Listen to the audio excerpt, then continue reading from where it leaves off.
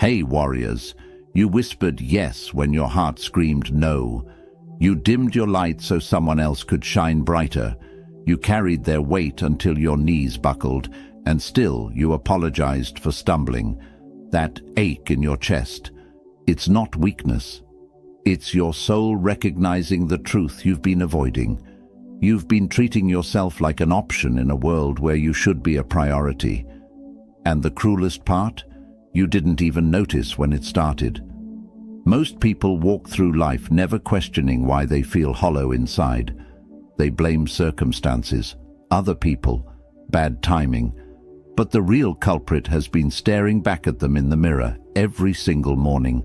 You've been the one undervaluing the most important person in your life, yourself. This isn't about affirmations taped to your bathroom mirror or positive thinking that evaporates by noon. This is about recognizing the quiet ways you've been betraying yourself. The small compromises that became habits. The silenced voice that once spoke with confidence. The dreams you buried under the word realistic. Undervaluing yourself doesn't announce itself with trumpets and warning signs. It creeps in through innocent-seeming choices, through the extra hours you work without acknowledgement, through the friends who take but never give, through relationships where you're always the one reaching out, always understanding, always bending until you break. And here's what makes it dangerous. It feels normal. You adapt, you adjust. You convince yourself that this is just how life works. You tell yourself you're being humble, flexible, easygoing. But humility shouldn't cost you your peace. Flexibility shouldn't mean contorting yourself into someone unrecognizable. The truth is, you've been operating from a deficit for so long that you've forgotten what abundance feels like. You've normalized the crumbs when you were meant to feast. You've accepted the shadows when you were born to stand in the light. This video will show you 12 signs that you might be undervaluing yourself without even knowing it. Not to shame you, not to make you feel worse, but to wake you up. Because awareness is the first crack in the walls we build around our own potential. Each sign you'll discover today is a mirror. Some reflections will be uncomfortable, some will make you want to look away. But I'm asking you to stay, to really look. To be honest with yourself in ways you might have been avoiding. Before we dive in, hit that like button if you're ready to stop playing small. Drop a comment below. Share this with someone who needs to hear it. Subscribe to this channel because we're building a community of people who refuse to undervalue themselves anymore. And whatever you do, don't skip any part of this video. Each sign builds on the last. If you're ready to stop playing small, drop this in the comments. I stop undervaluing myself now. Number 1, you over-explain your decisions to people who don't question theirs. You spent 20 minutes explaining why you couldn't attend a party you didn't want to go to in the first place. You wrote 3 paragraphs justifying your career choice, that purchase, that boundary. Meanwhile, the person you're explaining yourself to, they simply said no and moved on. This is the exhausting mathematics of undervaluing yourself. You're constantly showing your work, proving your reasoning, defending choices that need no defense. You've turned your life into a courtroom where you're perpetually on trial. Here's what's actually happening. You don't trust that your decisions have inherent worth simply because you made them. You believe your choices need external validation to be legitimate. You think that if you explain enough, justify enough, then maybe people will grant you permission to live your own life. The ancient Chinese philosopher Lao Tzu once said, "Care about what other people think, and you will be their prisoner." Every over-explanation is another bar in the cage you're building around yourself. Every unnecessary justification is you asking for approval from people who never asked for your permission to live their lives. Think about the last time someone told you they couldn't do something. Did they grovel? Did they write you an essay? Or did they simply state their reality and trust that it was enough? The person who says, "I can't make it, but thank you," commands more respect than the one who spirals into explanations. You over-explain because somewhere along the way you learned that your choices weren't trustworthy. Maybe someone criticized your decisions until you started preemptively defending them. Maybe you've been burned before and now you armor yourself with words. But here's the painful irony. The more you explain, the less people respect your decisions. Your excessive justification signals that even you don't fully believe in your choices. It tells others that your boundaries are negotiable, your decisions are up for debate. Your life is a collaborative project rather than your own sovereign territory. When you value yourself, your decisions come with built-in authority. Not arrogance, not rudeness, just quiet confidence that says, "I thought about this, I made a choice, and that's enough." You stop performing justification and start practicing presence. The next time you feel that compulsive need to explain yourself, pause, notice it. Ask yourself, is this person actually demanding an explanation, or am I providing one because I don't believe my decision deserves to stand on its own? Your life doesn't need a defense attorney. It needs an owner, someone who makes choices and stands by them, someone who understands that respect isn't earned through explanation, but through the simple act of respecting yourself first. If you're tired of justifying your every move, declare this: I owe no one an explanation. Number 2, you celebrate others' wins louder than your own. Someone got a promotion and you threw them a party. You posted about their achievement, sent flowers, told everyone who would listen. But when you reached your own milestone, you mentioned it in passing, maybe didn't tell anyone at all. You've become a master at holding space for everyone else's success while treating your own like it's something to apologize for. Like celebrating yourself would be bragging. So you shrink your joy to make room for theirs. And you've convinced yourself this is kindness. But it's not kindness. It's self-erasure disguised as humility. The Greek philosopher Aristotle taught, knowing yourself is the beginning of all wisdom. But how can you truly know yourself when you refuse to acknowledge what you're capable of? When you treat your accomplishments like embarrassing secrets rather than evidence of your growth? Here's what's really happening. You've internalized the belief that your value comes from what you do for others, not from who you are or what you achieve. You've turned yourself into a supporting character in everyone else's story, forgetting that you're the protagonist of your own. Think about the message you're sending yourself every time you silence your own victory.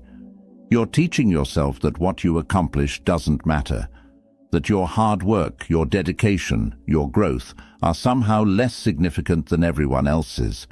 When you value yourself, you understand that celebrating your achievements isn't arrogance. It's acknowledgement. It's saying, I see what I did, I recognize the effort it took, and I'm allowing myself to feel proud. It's giving yourself the same grace, the same enthusiasm, the same genuine happiness you pour into everyone else. Your achievements are proof that you're growing, evolving, becoming more of who you're meant to be. They deserve recognition, starting with your own. Number 3, you apologize for taking up space that's already yours. Sorry, can I just squeeze by? You say in your own kitchen. Sorry for bothering you, you write in an email asking a legitimate work question. You apologize for existing in spaces you have every right to occupy. This isn't politeness. This is permission seeking for your own life. You've turned sorry into a reflexive shield, a preemptive defense against the imagined crime of being present. You apologize for having needs, for taking up time, for occupying physical and emotional space that belongs to you. The Roman philosopher Seneca wrote, "It is not that we have a short time to live, but that we waste a lot of it. And you're wasting yours apologizing for living it. Every unnecessary sorry is time spent negotiating your right to exist. This pattern reveals something devastating. You believe your presence is a problem to be managed rather than a gift to be shared. You've internalized the idea that you're too much, so you apologize constantly, hoping that if you make yourself small enough, agreeable enough, maybe people will tolerate you. But people don't respect those who apologize for existing. They might take advantage of it. They might find it convenient. But respect, that comes from people who occupy their space with quiet confidence, who understand that their presence has value. The shift happens when you start distinguishing between genuine apologies and reflexive ones. A genuine apology acknowledges harm and takes responsibility. A reflexive apology apologizes for being human. You belong here. In this room, in this conversation, in this moment. Your presence isn't an inconvenience. Your needs aren't impositions. Your existence doesn't require an apology. Number 4. You accept inconsistency from others while holding yourself to impossible standards. They cancel plans last minute, and you say, "No worries, totally understand." They forget your birthday, and you make excuses for them. But you agonize over a text sent 3 minutes late. You beat yourself up for a small mistake made weeks ago. This double standard is slowly destroying you. You've created 2 completely different rule books for life, one for everyone else, filled with grace and infinite second chances. One for yourself, written in permanent ink with no room for error, no space for being human. The Chinese philosopher Confucius taught, "Better a diamond with a flaw than a pebble without." Yet you're treating yourself like you must be a flawless diamond while accepting that everyone else can be beautifully imperfect stones. Here's what's really happening. You don't believe you deserve the same grace you give to others. You think that your mistakes carry more weight, that your flaws are less forgivable, that your humanity is somehow less valid than everyone else's. Think about your internal dialogue when you mess up versus when a friend messes up. When they're late, you think traffic happens. When you're late, you think, "I'm so irresponsible, I'm wasting everyone's time." This harshness doesn't make you better, it makes you smaller. It doesn't motivate you to improve. It paralyzes you with fear of failure. When you value yourself, you recognize that you deserve the same understanding you give so freely to others. You stop operating from 2 different rule books and start applying one standard: compassion. You don't need to be perfect to be worthy. You're allowed to make mistakes, to have bad days, to fall short sometimes. That's not weakness. That's life. Number 5. You stay silent when your boundaries are crossed because you don't want to cause problems. Someone asks you to work through your weekend off, and you say yes, even though you had plans. Someone makes a comment that stings, and you laugh it off even though it hurt. Someone repeatedly shows up late, interrupts you, dismisses your feelings, and you stay quiet because speaking up feels like starting a war. You've turned yourself into a doormat and called it peacekeeping. Every time you stay silent when a boundary gets crossed, you're sending yourself a devastating message. Other people's comfort matters more than your well-being. And over time, these silent compromises teach you that your limits don't matter, that your needs are negotiable. The ancient Greek philosopher Epictetus said, "No man is free who is not master of himself." But how can you be master of yourself when you hand over control every time someone crosses a line? When you sacrifice your boundaries to keep the peace, you're not free, you're imprisoned by your own silence. Here's the painful truth. Your silence isn't preventing problems, it's creating them. Every boundary you don't enforce becomes an invitation for more violations. You think you're maintaining harmony, but you're actually building resentment. People aren't mind readers. When you stay silent, they assume everything is fine. And yes, some people will react poorly when you finally speak up. But those reactions tell you exactly why your boundaries were necessary in the first place. Boundaries aren't selfish. They're survival. They're how you teach people how to treat you. When you refuse to enforce them, you're not being kind. You're being unfair to yourself. Start with one boundary, just one. The next time someone crosses it, speak up, not aggressively, not apologetically, just clearly. That doesn't work for me. I need you to stop. I can't do that. If you're done being walked over, stand firm with this. My boundaries are non-negotiable. Number 6. You measure your worth by how useful you are to others. Your phone stays silent for a day, and you panic. Nobody needs you right now, so what's your purpose? Someone stops asking for your help, and you feel abandoned. Not because you miss them, but because you miss being needed. You've built your entire identity around what you can do for others, and when they don't need you, you feel like you disappear. This isn't connection. This is conditional existence. You've turned yourself into a human toolbox, always available, always useful, always ready to fix, help, support, and solve. But love isn't supposed to be transactional. Your value isn't supposed to fluctuate based on how many people need something from you today. The Persian poet Rumi once wrote, "You are not a drop in the ocean. You are the entire ocean in a drop." But you've been treating yourself like a drop that only matters when it's useful to someone else. Here's the devastating pattern. You attract people who need you, and you mistake their need for love. They keep coming back because you're helpful, and you interpret that as connection. But the moment you stop being useful, they vanish. Think about the relationships in your life. How many of them would survive if you stopped being helpful? How many people would still show up if you needed support instead of giving it? When you value yourself, you understand that your worth isn't determined by your productivity or your usefulness. You're not a vending machine that dispenses help and gets validation in return. You're a human being with inherent worth that exists even when you're not doing anything for anyone. Your value isn't in your output, it's in your existence. You matter when you're resting. You matter when you have nothing to give. Number 7. You downplay your pain while amplifying everyone else's. Someone has a headache, and you bring them medicine, adjust the lights, check on them every hour.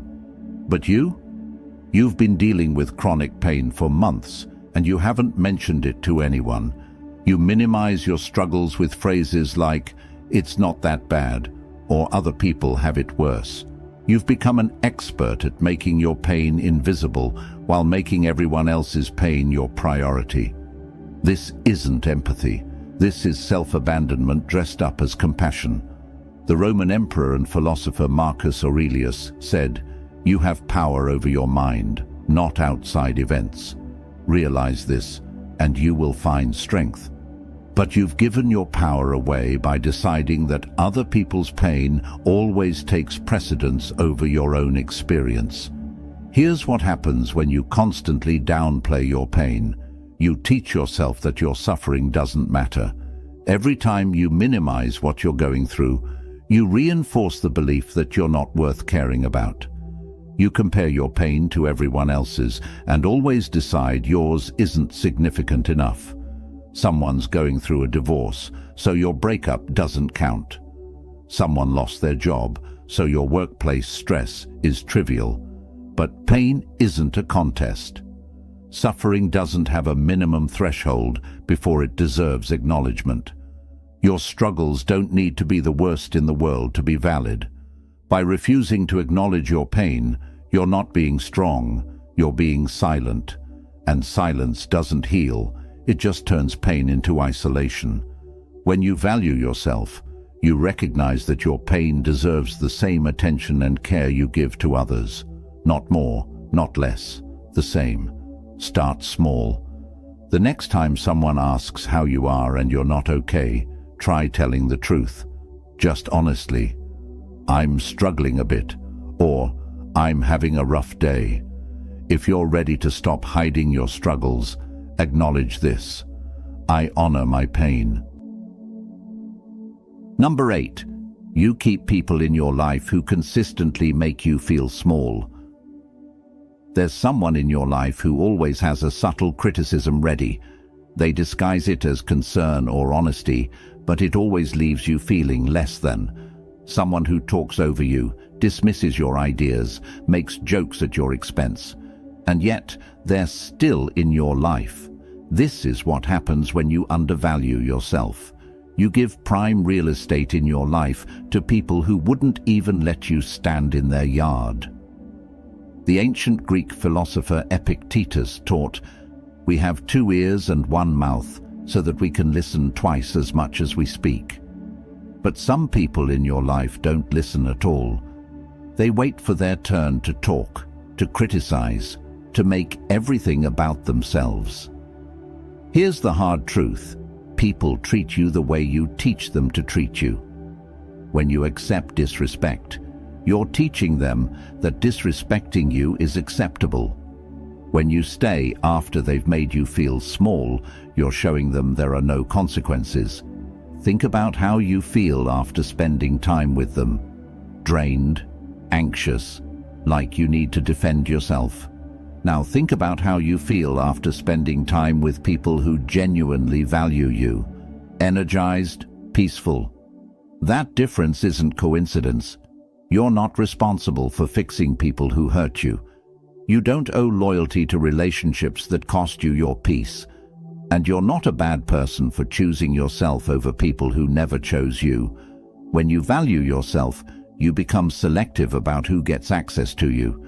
You understand that your time, your energy, your presence are gifts, not obligations. You deserve relationships that add to your life, not subtract from it.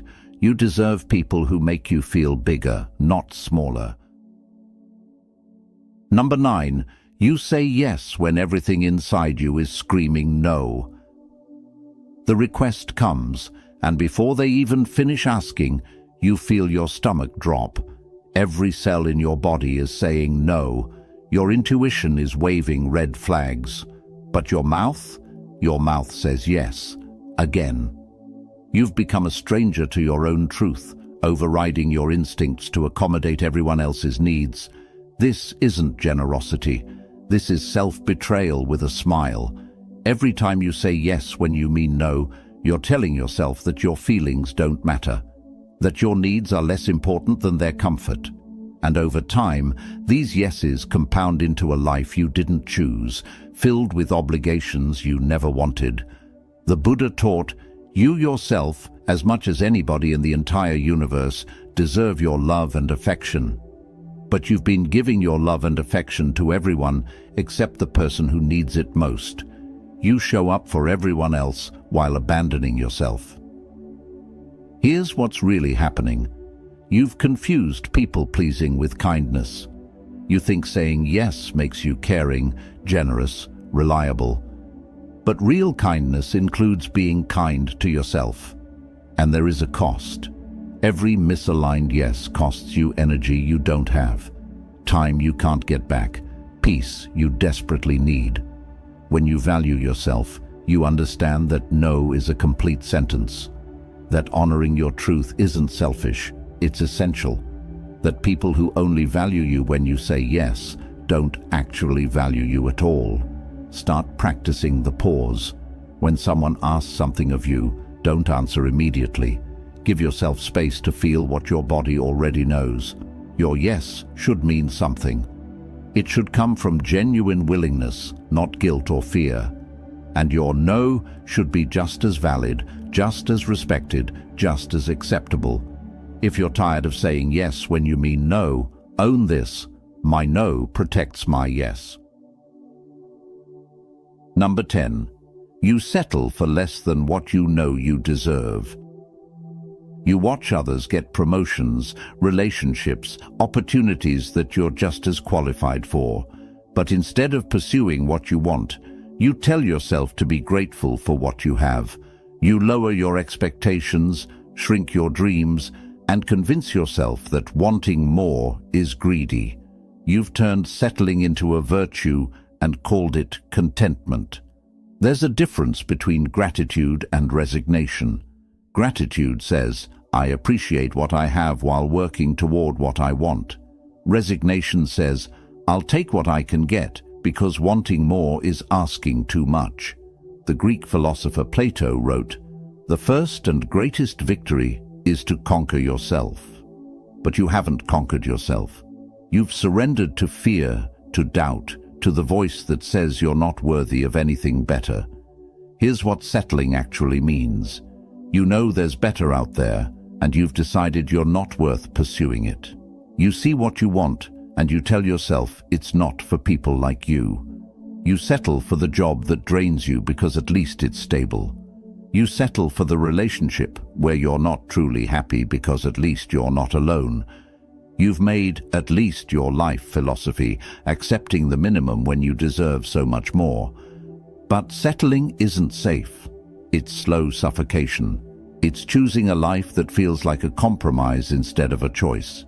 When you value yourself, you understand that wanting more isn't greedy, it's human. Expecting reciprocity isn't demanding, it's basic respect. You don't have to settle for relationships that feel like obligations, for work that makes you count down the hours, for dreams deferred because someone told you to be realistic. You deserve relationships that energize you, work that challenges and fulfills you, a life that makes you excited to wake up. Number 11.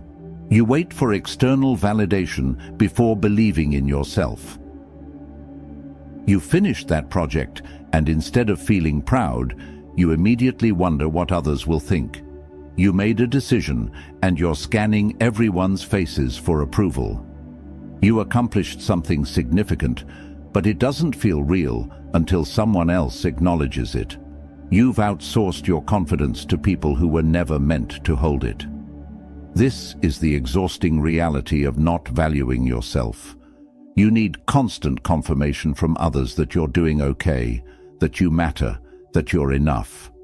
You've turned your self-esteem into a democracy where everyone gets a vote except you.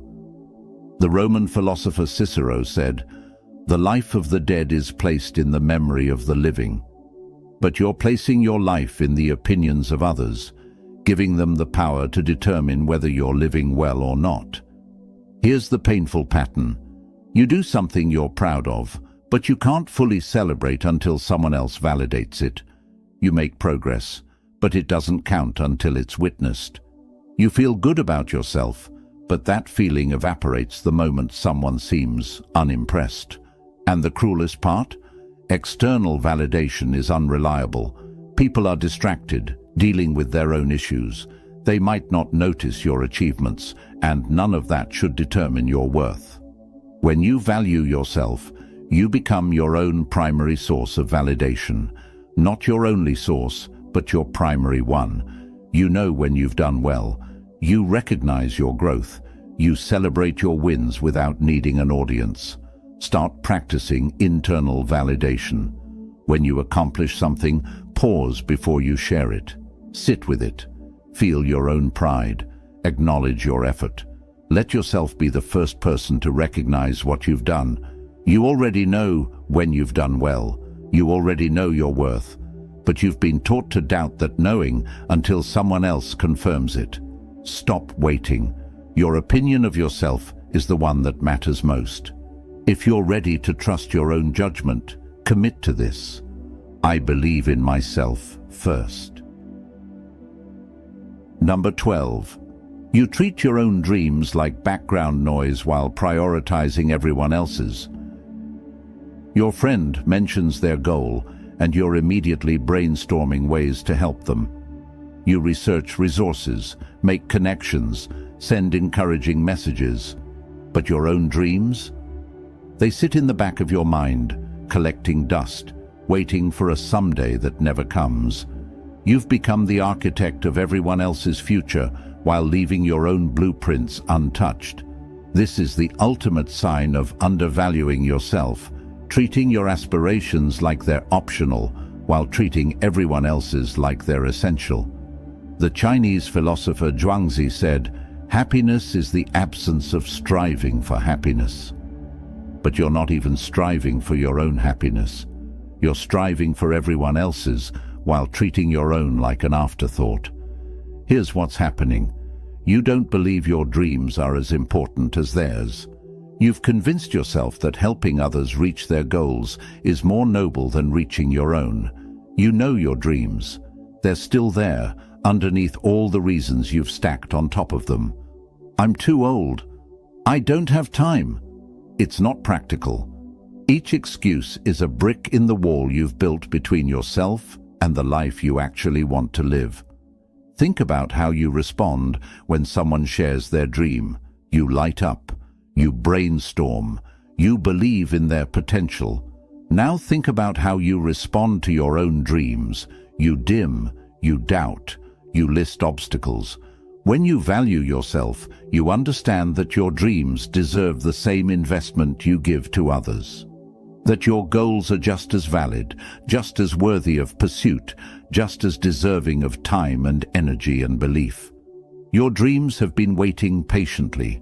They've watched you help everyone else while ignoring them. But they're still there, and they're still yours. Stop treating your own aspirations like they're less important than everyone else's. Your dreams matter. Your goals are valid.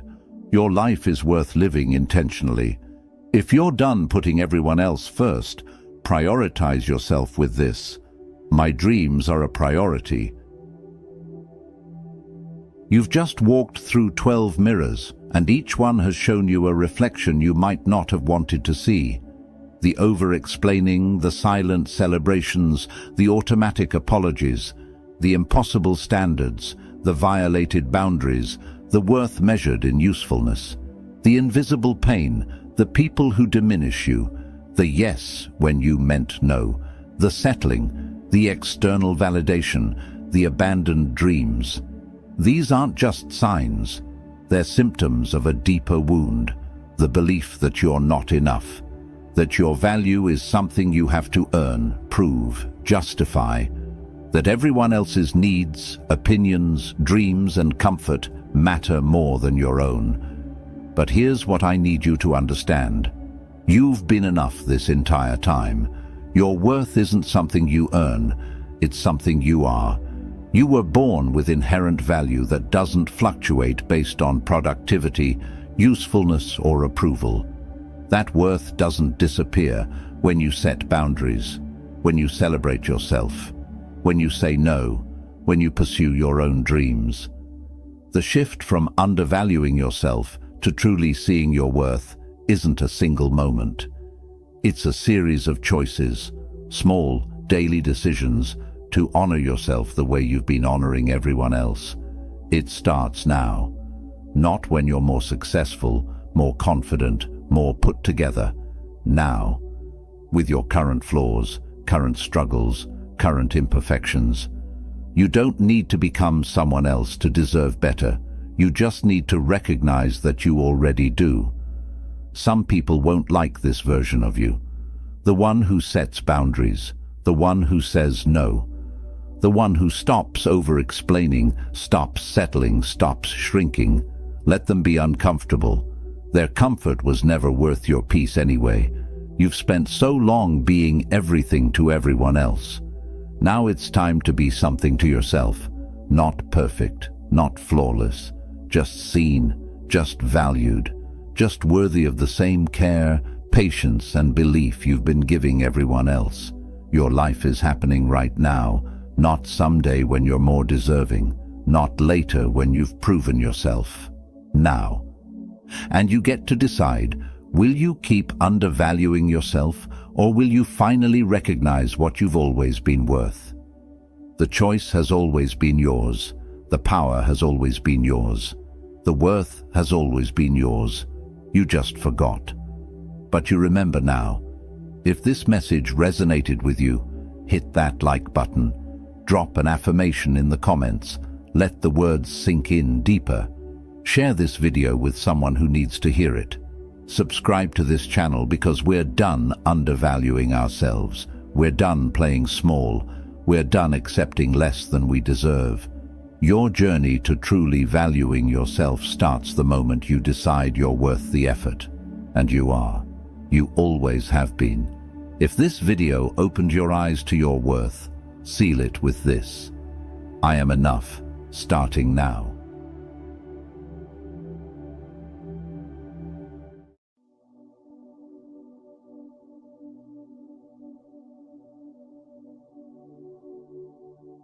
Hey warriors, this is not a transformation.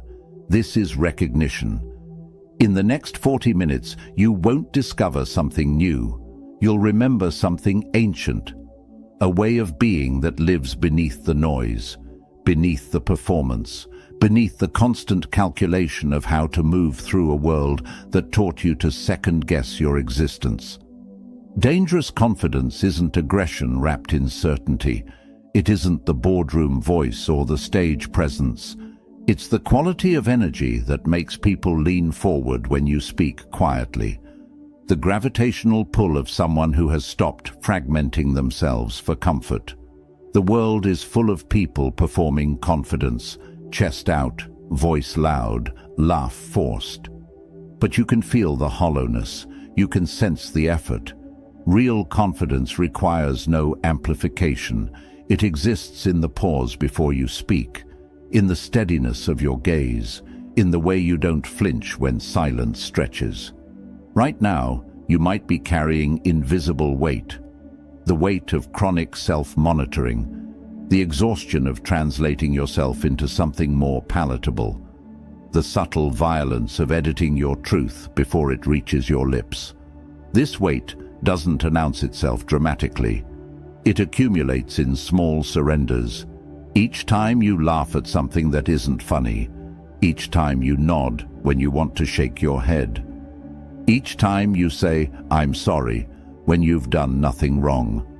The cost is not always visible, but it's always felt. You feel it in how long it takes you to speak in meetings, in how you rehearse simple conversations, in how you need 3 days to recover from one difficult interaction. This video is not here to add strategies to your collection. You don't need another framework, another system, another set of rules to follow. What you need is subtraction, the removal of what was never supposed to be there, the fears that were planted, the doubts that were inherited, the performance that replaced presence. Philosopher Martin Heidegger spoke of thrownness, the idea that we're thrown into a world with pre-existing meanings, expectations, and scripts we never chose. Confidence is the work of examining what you were thrown into and deciding what to keep. The neuroscientist Antonio Damasio discovered that emotion precedes thought, that your body generates feeling states that shape your cognitive processing. This means confidence isn't just mindset work, it's nervous system work. Your body learns confidence through repeated experiences of safety, not through affirmations alone. Over the next 40 minutes, we're building something structural, not motivational thunder that fades by Tuesday, not temporary courage borrowed from someone else's words, but architecture, internal structure that holds regardless of external conditions. Each principle builds on the last. Skip nothing, rush nothing. This is precision work. And before we go any further, if this message already feels like it's speaking to you, support this channel.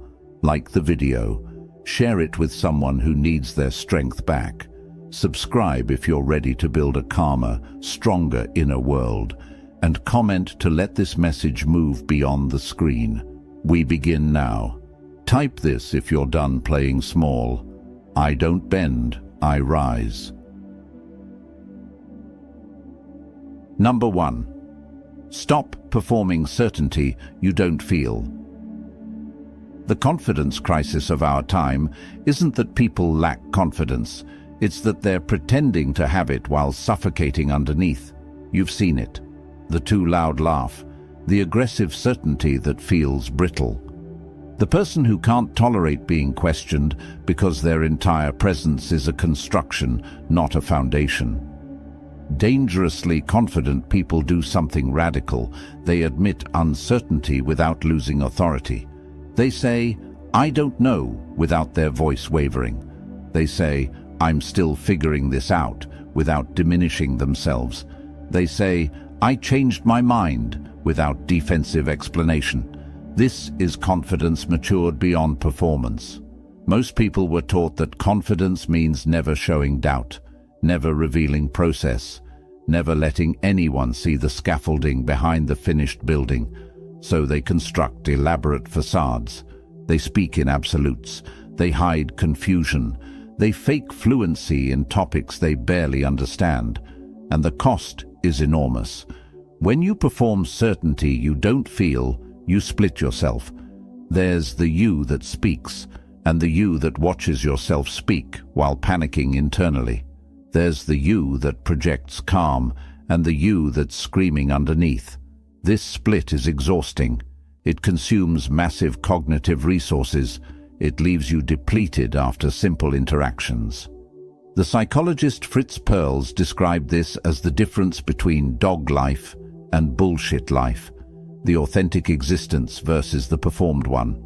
When you live in performance mode, you're constantly managing impressions rather than experiencing reality. Researcher Brené Brown's work on vulnerability revealed something counterintuitive. People trust vulnerability more than they trust polished perfection. Not vulnerability as performance, the calculated share designed to seem relatable, but real vulnerability, the willingness to exist as incomplete. Think about the people you genuinely respect, not the people you admire from a distance, but the ones you trust deeply. Chances are they've shown you their uncertainty, their mistakes, their evolving thinking, and rather than losing your respect, they gained it. Why? Because authenticity creates connection in ways perfection never can. When someone admits they don't know, you relax. When someone shows their process, you feel invited into their humanity. When someone changes their mind based on new information, you witness intelligence, not weakness. Dangerous confidence includes intellectual humility, the capacity to hold strong positions while remaining open to new information, the ability to commit fully to a direction while acknowledging you might be wrong. This is not weakness, this is sophistication. The physicist Richard Feynman once said, "I would rather have questions that can't be answered than answers that can't be questioned." This is the mindset of dangerous confidence, curious, open, undefended. Consider how exhausting it is to maintain certainty about everything, to never admit confusion, to always have an answer, to defend every position as if your identity depends on it. This rigidity isn't strength. It's fragility disguised as conviction.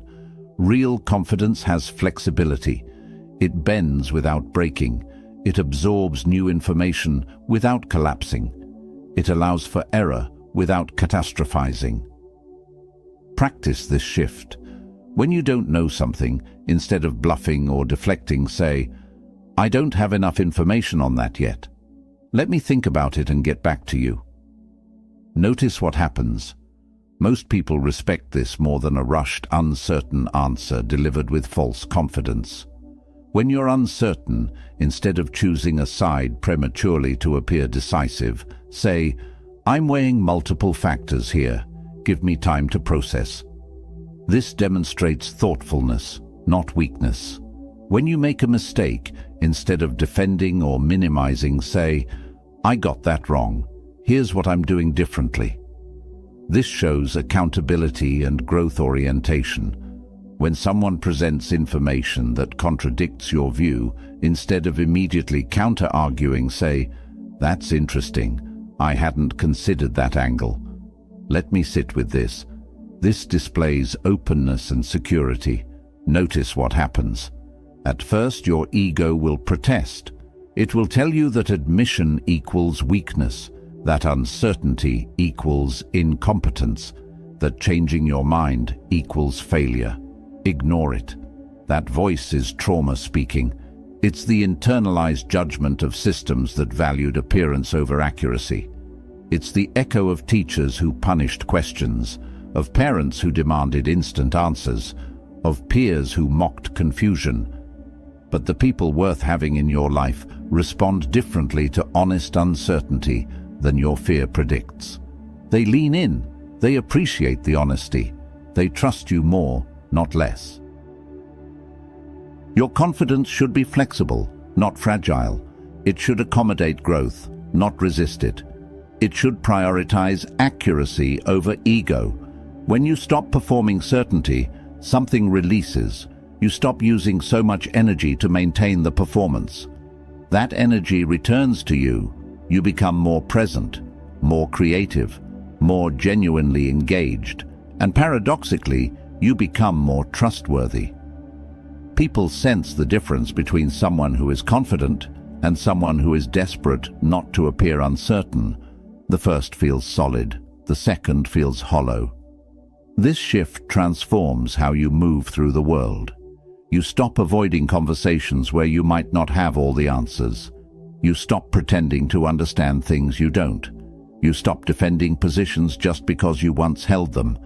You become someone who learns in public, who grows visibly, who treats uncertainty not as threat but as invitation. Number 2, master the language of boundaries. Confidence lives or dies at the border between you and everything else. That border is called a boundary, and most people's boundaries are so porous they're barely there. You say yes when you mean no. You accept behavior you find unacceptable. You give time you don't have. You tolerate energy you don't want. And every boundary violation teaches your nervous system that you are not safe, even from yourself. Dangerously confident people have clear boundaries. Not walls, not hostility, but clear, calm, consistent limits that protect their energy, time, and peace. The therapist Nedra Glover-Tawwab writes extensively about how boundary issues aren't really about other people. They're about your relationship with yourself. When you don't honor your own limits, you teach others not to honor them either. Boundaries are not mean. They're not selfish. They're not evidence of being closed off. Boundaries are structural integrity. Think of it this way. A house without walls isn't open. It's uninhabitable. You can't rest there. You can't be safe there. You can't exist fully there. Boundaries create the container in which you can actually be present. Most people struggle with boundaries because they confuse boundaries with rejection. They think saying no to someone is saying, "I don't care about you." But that's not what's happening. You're saying, "I care about myself enough not to betray my limits." Here's what boundary mastery looks like in practice. You don't respond immediately to every text. You don't attend every event you're invited to. You don't explain why you're unavailable. You don't absorb everyone's emotional weather. You don't make yourself smaller to make others comfortable. You simply say, "That doesn't work for me." And then you stop talking. No justification. No elaborate excuse. No apologetic tone. Just a calm, clear statement of what is. At first, this will feel uncomfortable. You might feel guilty, selfish, mean. These feelings are not evidence that you're doing something wrong. They're evidence that you're breaking an old pattern. You were likely taught, implicitly or explicitly, that your needs matter less than others' comfort. That being good means being available. That love means having no limits. These teachings were false. Real relationships don't require you to dissolve yourself. They require you to exist clearly so others know how to be with you. When you have no boundaries, people don't know where you end and they begin. It creates enmeshment, not intimacy. Start practicing boundary language. Instead of, "I'm so sorry, I'm just really overwhelmed right now, I wish I could help," but say, "I'm not available for that." Instead of, "Maybe, let me see, I'll try to make it work." Say, "No, that doesn't work for me." Instead of tolerating behavior and then exploding later, say, "I need you to stop doing that. Watch what happens." Some people will respect your boundaries immediately. They'll appreciate the clarity. These are your people. Others will push back. They'll call you selfish. They'll guilt you. They'll test the boundary. This is information. People who genuinely care about you can handle your boundaries. People who only valued your usefulness cannot. Dangerous confidence is knowing the difference and letting the second group be upset. Your peace is not negotiable. Your energy is not public property. Your time is not a resource others are entitled to. If you're finished justifying your existence, write this now. I don't explain myself. Number 3. Develop emotional non-reactivity. Confidence is often measured by what you do, but the deepest confidence is measured by what you don't do. What you don't react to, what you don't internalize, what you don't need to respond to. Dangerously confident people have cultivated something rare, emotional non-reactivity, the ability to witness provocation, criticism, chaos or tension and not be hijacked by it. This is not suppression, this is not detachment, this is sovereignty. The Stoics called this apatheia, not apathy, but freedom from being controlled by external events. The Buddhist tradition calls it equanimity. Modern psychology calls it emotional regulation. Whatever you call it, it's power. Most people are reactive. Someone criticizes them, they defend. Someone challenges them, they fight. Someone withdraws, they chase. Someone attacks, they collapse. Their emotions are a puppet, and the world holds the strings. Confident people sever those strings. Psychiatrist Viktor Frankl, survivor of Nazi concentration camps, wrote, "Between stimulus and response there is a space. In that space is our power to choose our response. In our response lies our growth and our freedom. That space, that pause, is where confidence lives. When someone provokes you and you don't react, you demonstrate mastery. Not mastery over them, mastery over yourself. You show that their emotional state doesn't dictate yours, that their chaos doesn't penetrate your calm. This changes everything. Think about people who unsettle you. Chances are they're highly reactive. You never know which version of them you're getting. They're mood dependent, weather dependent, dependent on how their last interaction went. Now think about people who ground you. They're consistent, steady. They don't swing wildly based on circumstances. You trust them because their emotional state is internally regulated, not externally controlled. You can become this. Non-reactivity is a practice, not a personality trait. It's built through repetition, through choosing, again and again, not to be moved by things that used to move you. The neuroscientist Lisa Feldman Barrett's research on emotion construction shows that emotions aren't automatic responses to external events. They're predictions your brain makes based on past patterns. This means you can retrain your predictive patterns. You can teach your nervous system new responses. Every time you pause instead of react, you're rewiring. Every time you breathe instead of respond immediately, you're creating new neural pathways. Every time you stay calm when provoked, you're building emotional sovereignty. Here's how to build it.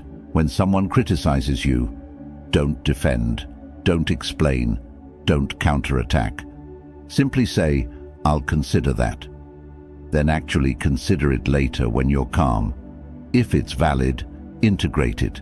If it's not, discard it.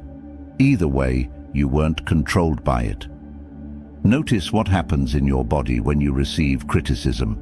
There's likely a tightening, a surge of heat, an impulse to defend immediately. This is your nervous system's old pattern. Don't obey it. Breathe. Let the wave pass. Then respond from center, not from reaction. When someone tries to provoke you, don't take the bait. Recognize provocation for what it is, an attempt to transfer their dysregulation to you. You don't have to accept the transfer. Stay calm, stay slow, watch them exhaust themselves. Provocateurs are looking for a reaction. They feed on your emotional response. When you don't provide it, they lose power. Your calm becomes destabilizing to their chaos. When something doesn't go as planned, don't spiral, don't catastrophize, don't create narratives about what this means about you or your future. Simply acknowledge, this didn't go as planned. What's the next move? Stay in problem solving, not panic. The distinction here is crucial. Panic is your nervous system reacting as if the situation is life-threatening. Problem solving is your prefrontal cortex engaging rationally. You can train yourself to shift from one to the other. When you feel triggered, don't act immediately. Create space. Go for a walk. Wait 24 hours before responding. Let the emotional wave pass. You'll often find that what felt urgent in the moment wasn't urgent at all. Triggers are old wounds being activated. When you're triggered, you're not responding to the present, you're responding to the past. Creating space allows you to distinguish between the two. When someone is angry with you, don't match their energy. Don't escalate. Don't defend. Stay grounded. Let them express. Listen without absorbing. Their anger is information, not an attack you need to fend off. This is especially powerful because it breaks the cycle of escalation. Most conflicts intensify because both parties keep raising the emotional stakes. When you refuse to escalate, the interaction has nowhere to go but down. The practice is simple. Lengthen the space between stimulus and response. At first, the space might be half a second, then 2 seconds, then 10. Eventually, you'll find yourself able to sit with intense discomfort without needing to discharge it. This is dangerous confidence because you become unpredictable in the best way. People can't manipulate you through emotion. They can't bait you into reactions that weaken you. They can't control your state. Your calm becomes unshakable, not because nothing affects you, but because you've learned to let things move through you without derailing you. Consider the person in a meeting who doesn't flinch when challenged, who doesn't rush to defend their idea when questioned, who listens fully before responding. This person radiates authority, not through aggression, but through stability. Or the person in a conflict who doesn't raise their voice, who doesn't match the other's intensity, who stays present and calm while chaos swirls around them. This person becomes the center of gravity in the room. This is what emotional non-reactivity creates. You become the still point around which everything else revolves. If pressure used to break you but doesn't anymore, claim this: calm under pressure. Number 4, reclaim your attention from external validation. You have a finite amount of attention. Every day you wake up with a budget. Where you spend that attention determines the quality of your life and the depth of your confidence. Right now, most of your attention is hemorrhaging outward. You're spending it on checking how your post performed, wondering what they meant by that comment, replaying that conversation, imagining what people think of you, monitoring your image, comparing yourself, seeking signs of approval. This is not living, this is auditing. Dangerously confident people have pulled their attention back from the external validation market. They've stopped trading their presence for approval. They've stopped checking the scoreboard. Psychologist Mihaly Csikszentmihalyi studied flow states. moments of deep engagement where people lose track of time and self-consciousness. He found that these states are impossible when you're self-monitoring. You cannot be in flow and in judgment simultaneously. Confidence exists in the same territory. When your attention is externalized, focused on how you're being perceived, you fragment. Part of you is doing the thing. Part of you is watching yourself do the thing. Part of you is imagining how others are watching you do the thing. This fragmentation is why social media is so exhausting. You're not just living, you're curating, documenting, performing, checking. The result is a life that feels like a dress rehearsal, never the actual show. The shift begins when you ask a different question. Instead of, "What will they think?" ask, "What do I actually want here?" Instead of, "How am I being perceived?" ask, "Am I being honest?" Instead of, "Did this get enough likes?" ask, "Did this feel true?" This reorientation pulls your attention back to center. And when your attention returns, your energy returns, your presence returns, your confidence returns. Because confidence is not something you project outward, it's something you experience inward. Start this practice immediately. Notice when you're seeking validation. Don't judge it, just notice. I'm checking my phone to see if they responded. I'm seeking validation. The noticing itself begins to weaken the pattern. Set validation-free zones. Certain times, certain activities where you do not check, monitor, or measure external response. You just do the thing for the thing itself. Practice non-broadcasting. Do things without telling anyone. Let experiences be complete in themselves without needing to be witnessed or validated. Delay checking. If you post something, don't look at responses for 24 hours. Break the immediate feedback loop that keeps you externalized. This is uncomfortable because you've been conditioned to seek external validation as primary feedback. But that conditioning is exactly what's keeping you from confidence. Real confidence is internal validation. The ability to know, without external confirmation, that you're on the right path, that your choices are aligned, that your presence matters. You don't need the crowd's applause to know you did something well. You don't need universal agreement to know you're right. You don't need likes to know you're valuable. The moment you reclaim your attention from external validation, you reclaim your life. You stop living in reaction to feedback loops. You start living from your center. And that center, that grounded, internally validated presence, is dangerously confident.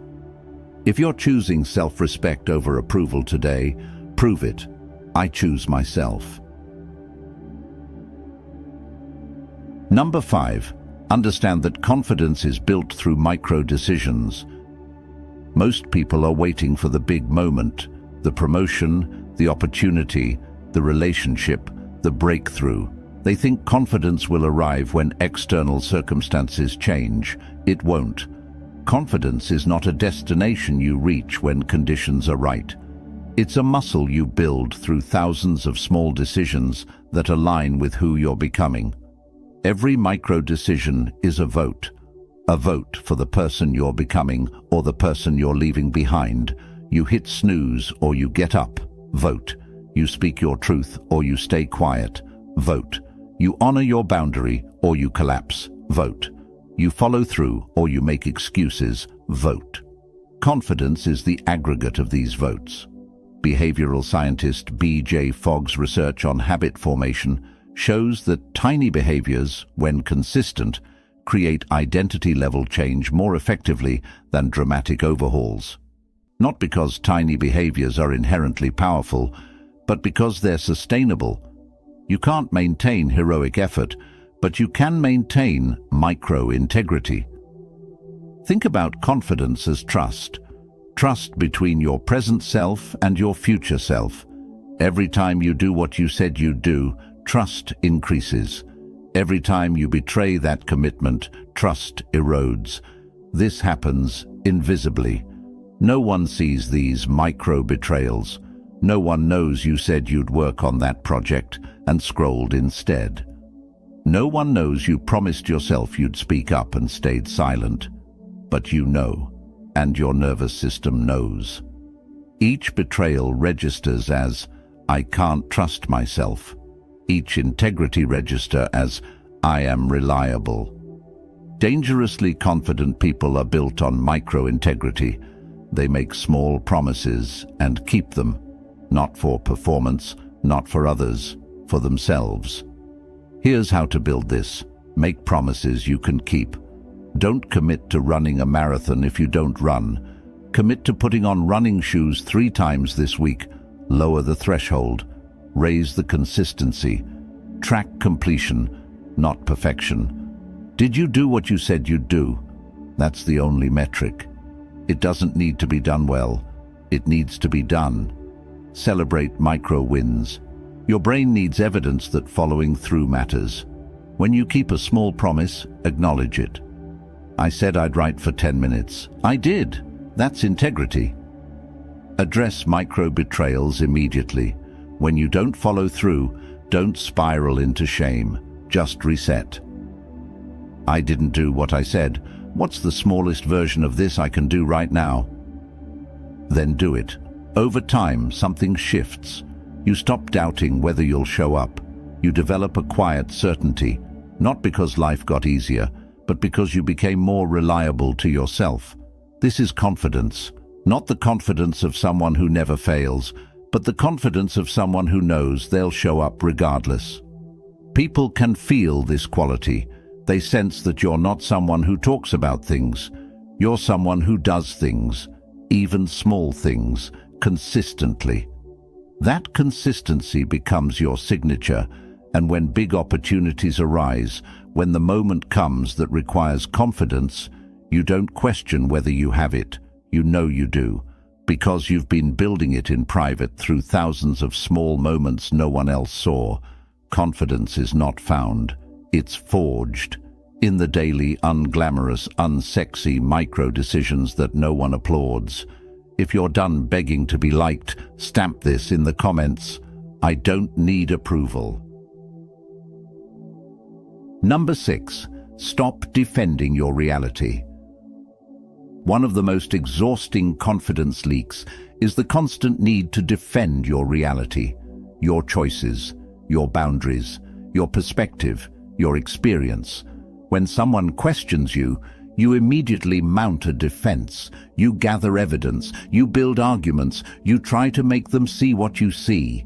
This is not confidence. This is seeking permission to exist as you are. Dangerously confident people have stopped defending their reality, not because they don't care what others think, but because they understand something fundamental. Your reality doesn't require consensus. Think about how much energy you spend trying to justify your experience. Someone says you're overreacting, you explain why you're not. Someone says you're making a mistake, you defend your logic. Someone questions your choice, you build a case. Each defense is an implicit admission. I need you to agree with me for this to be valid. But you don't. The philosopher Ludwig Wittgenstein explored how language creates reality, how the words we use shape what's possible to think. When you constantly defend your reality, you're negotiating its existence. You're suggesting it's optional, dependent on others' acceptance. Confident people state their reality and let it stand. They don't need everyone to understand. They don't need universal validation. They know that their experience is their authority. This doesn't mean being rigid or unteachable. It means being self-authored. You remain open to new information without needing others to validate your current position. Practice this shift. When someone disagrees with your choice, don't defend. Simply say, I understand you see it differently. This is what I'm doing. When someone questions your boundary, don't justify.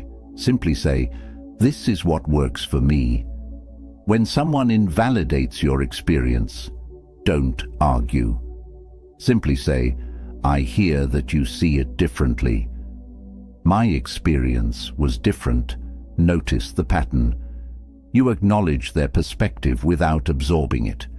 You state your reality without needing their agreement. At first, this feels vulnerable. You're not protecting yourself with explanations. You're standing exposed in your truth, allowing others to disagree. But something powerful happens when you stop defending. You discover that your reality doesn't collapse when challenged. It remains. Your experience doesn't disappear because someone questions it. It's still there. This builds profound confidence, the confidence of someone who knows that their inner experience is valid regardless of external confirmation. And paradoxically, when you stop defending, people often start understanding. Not always, not everyone, but more than before. Why? Because defense creates resistance. When you're defending, others feel compelled to attack. When you simply state and exist, there's nothing to push against. Your reality becomes like water. It doesn't argue with rocks, it simply flows around them. This is dangerous confidence. The confidence of someone who doesn't need permission to experience what they experience, who doesn't need consensus to know what they know, who doesn't need validation to proceed as they are. If you're rebuilding trust with yourself, lock this in. I keep my word. Number 7. Embrace strategic invisibility. Confidence culture has sold you a lie, that confidence means always being seen, always speaking up, always taking space, always making your presence known. But this is performance, not confidence. Dangerously confident people understand the power of strategic invisibility, the ability to choose when to be seen and when to observe, to speak when it serves and to be silent when it doesn't. This is not hiding, this is discernment. Most people speak to fill space, to prove they have something to contribute, to avoid the discomfort of being unnoticed. Their words are motivated by anxiety, not intention. Confident people speak when their words add value and remain silent when they don't. They're comfortable being in rooms without performing. They can sit through meetings without proving anything. They can let conversations unfold without inserting themselves. This creates a different kind of power. When you're not constantly visible, your presence becomes more valuable. When you don't speak, unless you have something meaningful to say, your words carry more weight. The psychologist Carl Rogers talked about unconditional positive regard, the ability to witness without judgment. Confident people extend this to themselves. They don't judge their silence as inadequacy. They don't measure their value by how often they're noticed. They're complete, whether seen or unseen. This shift is particularly important in a culture that equates visibility with value. Social media has taught you that if you're not constantly broadcasting, you don't exist. That if you're not accumulating attention, you're failing. This is false economy. Real confidence includes the ability to disappear, to work privately, to build without announcing, to exist without constant validation of that existence. Practice this. In meetings, speak only when you have something that changes the conversation, not to prove you're engaged, not to be seen, only when your contribution moves things forward. On social media, take breaks from broadcasting. Let periods of time pass where you're living without documenting, where you're building without sharing. In social situations, practice comfortable silence. You don't need to fill every pause. You don't need to entertain. You can exist quietly and completely. Work on projects without announcing them. Build things that might never be seen. Create value that doesn't require an audience. What happens when you embrace strategic invisibility? You stop living in performance mode. You stop measuring yourself by attention metrics. You start drawing value from internal sources, your own satisfaction, your own standards, your own sense of purpose. And when you do choose to be visible, it's intentional, it's purposeful, it's from overflow, not depletion. People notice this quality. They sense that you're not trying to be seen, that your presence isn't needy, that you're complete whether they notice you or not. This is dangerous confidence, the confidence of someone who doesn't require an audience to know they matter. Dangerous confidence is not constructed, it's excavated. Everything we've explored, stopping the performance of certainty, mastering boundaries, developing emotional non-reactivity, reclaiming attention from validation, building confidence through micro-decisions, refusing to defend your reality, embracing strategic invisibility. These aren't additions to who you are, they're removals. Removal of performance, removal of people-pleasing, removal of chronic self-monitoring, removal of validation-seeking, removal of defense mechanisms, removal of unnecessary explanation, removal of reactive patterns. What remains when these are removed is who you've always been beneath the conditioning: calm, clear, grounded, sovereign, complete. This work is not fast. Cultural conditioning doesn't unravel in 40 minutes. The patterns you've carried for years, the automatic flinch, the instant explanation, the need for approval, these don't dissolve immediately. But awareness begins here. Choice begins here. The first step of return begins here. You're not becoming dangerously confident. You're remembering it. The confidence of the child who hadn't learned to shrink yet. The confidence of the person who hadn't started negotiating their worth yet. The confidence of the human who existed before the world taught them to be small. That version of you is not gone. It's buried. And every principle in this video is an excavation tool. Each time you stop explaining yourself, excavation. Each time you hold a boundary without apologizing, excavation. Each time you stay calm when provoked, excavation. Each time you choose self-respect over approval, excavation. Each time you keep a promise to yourself, excavation. Each time you let your reality stand without consensus, excavation. Each time you exist without needing to be seen, excavation. Layer by layer, you're uncovering what was always there. The philosopher Michelangelo described his sculpture process this way: the sculpture is already complete within the marble block before I start my work. It is already there, I just have to chisel away the superfluous material. This is what you're doing. The confident you is already complete. You're just chiseling away the superfluous material, the fear, the performance, the chronic self-betrayal. Now here's what matters most. What happens after this video ends? Because insight without action is just entertainment. Understanding without practice is just information. Awareness without change is just knowing you're stuck.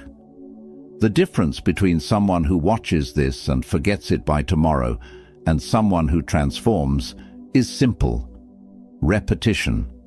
Confidence is not a moment of clarity. It's 1,000 small moments where you choose differently. One moment where you don't explain. One moment where you enforce your boundary. One moment where you don't react. One moment where you don't seek validation. One moment where you keep your word. One moment where you let misunderstanding exist. One moment where you stay present without performing. These moments accumulate, they build, they compound.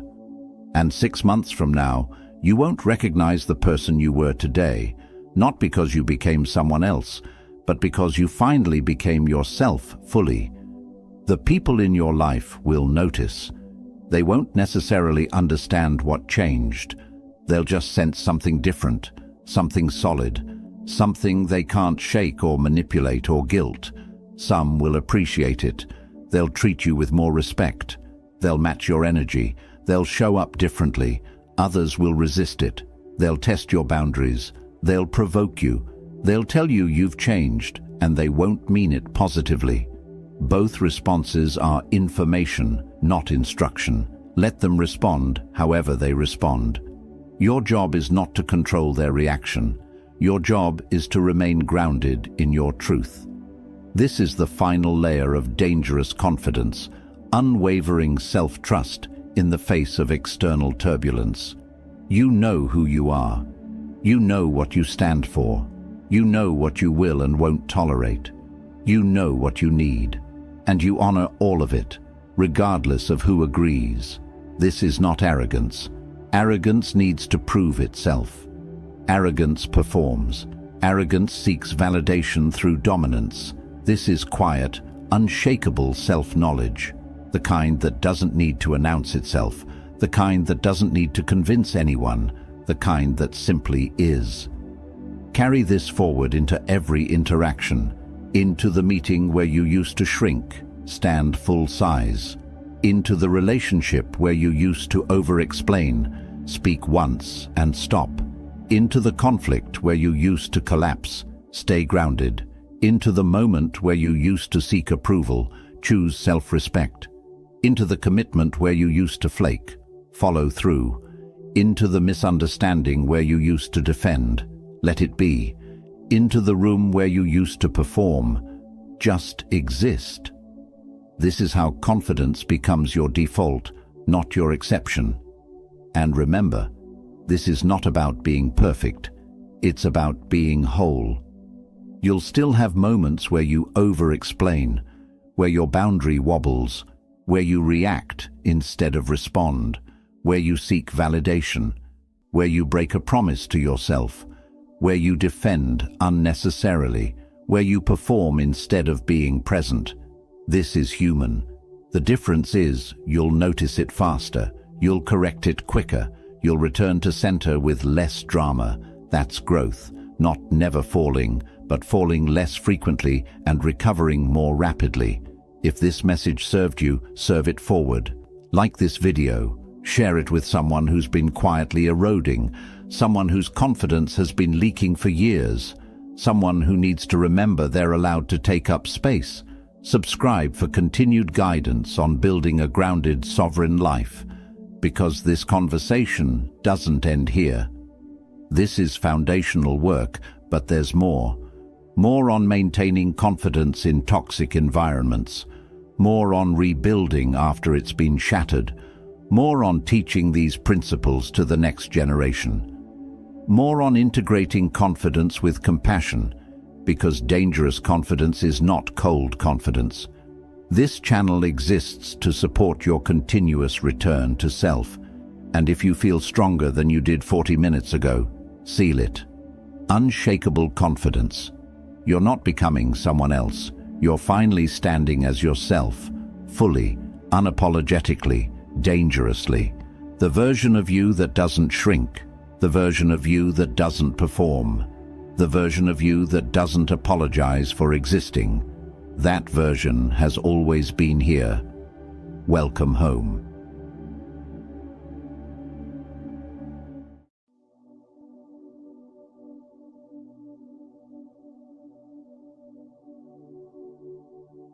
Hey warriors, you will lose people you thought would stay forever, not because they stopped caring, not because you did something wrong, but because life has a way of showing you who was meant to walk with you and who was only passing through.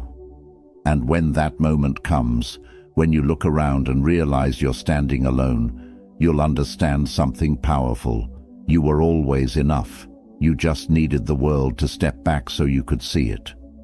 Epictetus once said, "He is a wise man who does not grieve for the things which he has not, but rejoices for those which he has." He understood what most of us forget, that the only reliable foundation in this life is the one you build within yourself. Everything else shifts.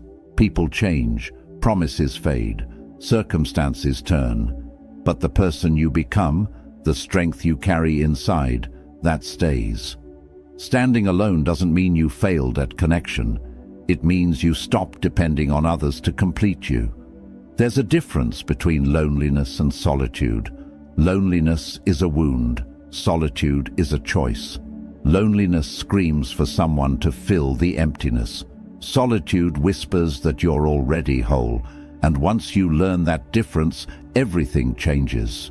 We're taught to fear being alone. We're told that isolation is failure, that needing no one makes us cold, but that's not the truth.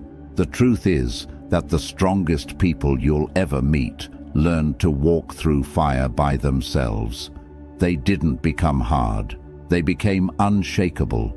They didn't close their hearts. They just stopped giving the key to everyone who asked. This isn't about pushing people away. It's about pulling yourself together. It's about understanding that before you can truly stand with anyone, you must first learn to stand on your own. And that takes more courage than most will ever admit. Because standing alone means facing everything you've been avoiding, your fears, your weaknesses, the parts of yourself you tried to hide behind other people. But here's what they don't tell you.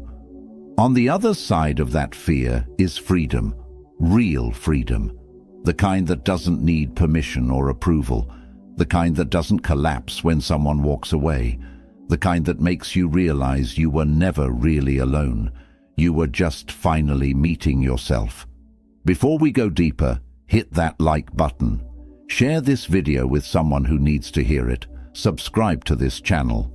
Every word is here for a reason. Stay with me until the end.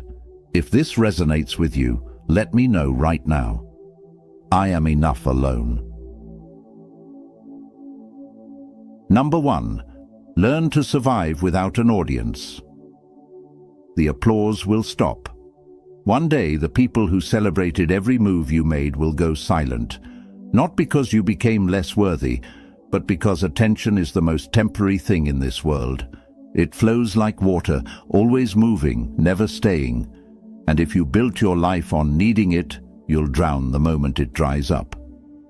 Seneca warned us centuries ago, "A gem cannot be polished without friction, nor a man perfected without trials." The trial we all face is learning to exist without witnesses, to do the right thing when no one's watching, to be excellent when there's no one there to praise you, to keep going when the crowd goes home. Think about it. How many times have you done something, achieved something, experienced something beautiful, and your first instinct was to share it, to post it, to tell someone, to make sure people knew? That instinct isn't wrong. We're human. We want connection.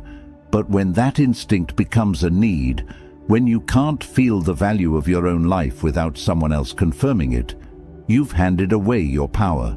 Living for an audience makes you a performer in your own life. You stop asking, "Does this fulfill me?" and start asking, "Will this impress them?" You stop choosing based on your values and start choosing based on their reactions. Your joy becomes dependent on their approval. Your peace becomes hostage to their opinions. And slowly, without even realizing it, you disappear. The real you, the one beneath the performance, gets buried under layers of what you think people want to see. Every interaction becomes a calculation. Every choice becomes a presentation. You start editing your life in real time, cutting out anything that doesn't fit the narrative you think people want. You curate your pain. You filter your joy. You manufacture moments that look meaningful instead of actually living them. And the worst part? You start believing your own performance. You forget who you were before you learned to perform. You lose touch with your authentic desires because you've spent so long chasing desires you think will look good. You achieve things that mean nothing to you because they mean something to your audience.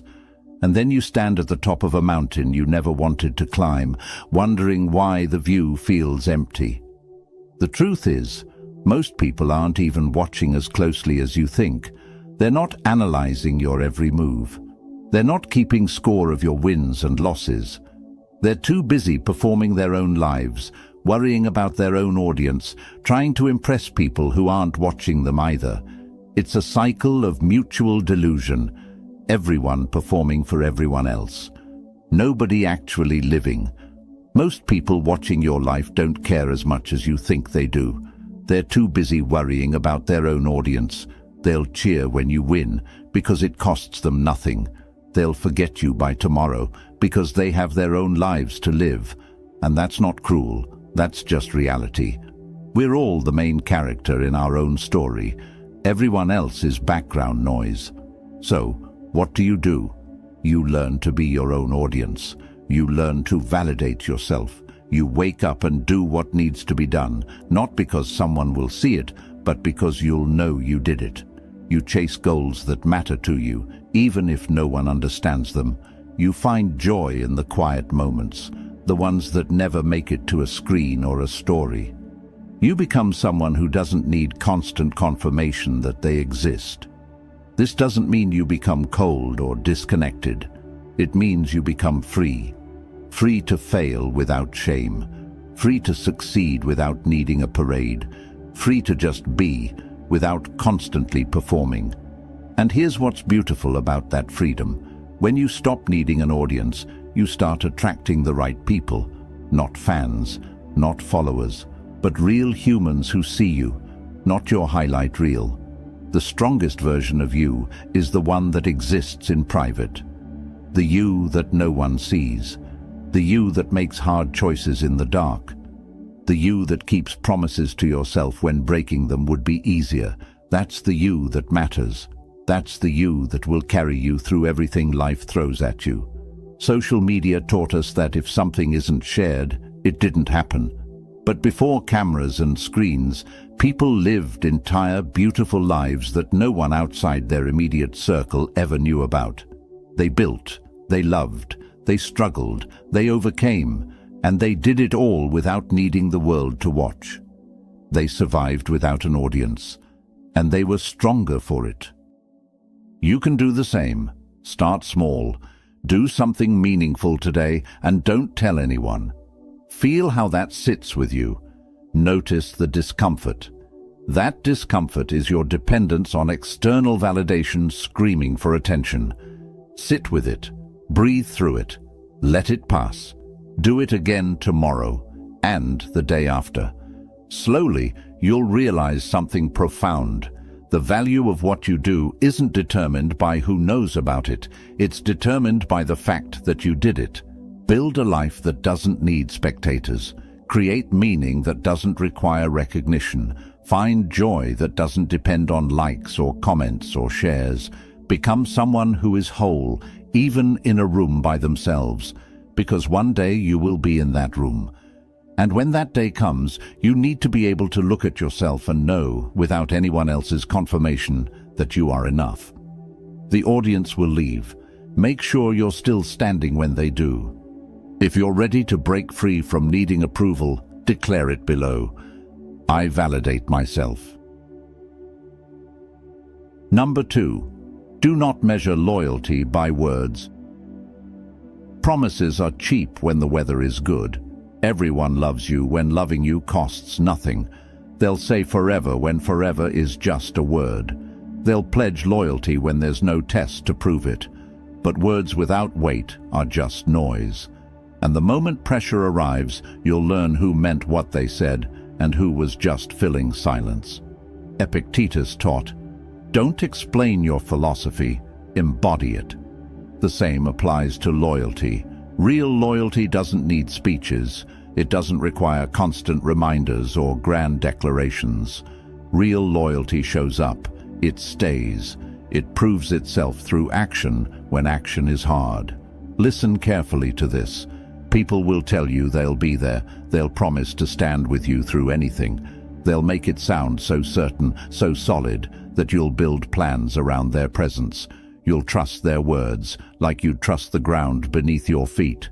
And then the storm comes. The real test arrives, and suddenly those words evaporate like morning fog. This isn't about becoming cynical, it's about becoming wise. There's a difference. Cynicism says, trust no one. Wisdom says, trust actions over promises. Cynicism builds walls. Wisdom builds awareness. And awareness protects you without making you cold. There's a pattern you'll start to notice once you pay attention. The people who talk the most about loyalty are often the first to abandon ship.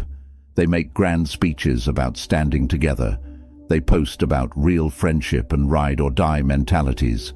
They use words like family and forever, like they're throwing confetti at a parade.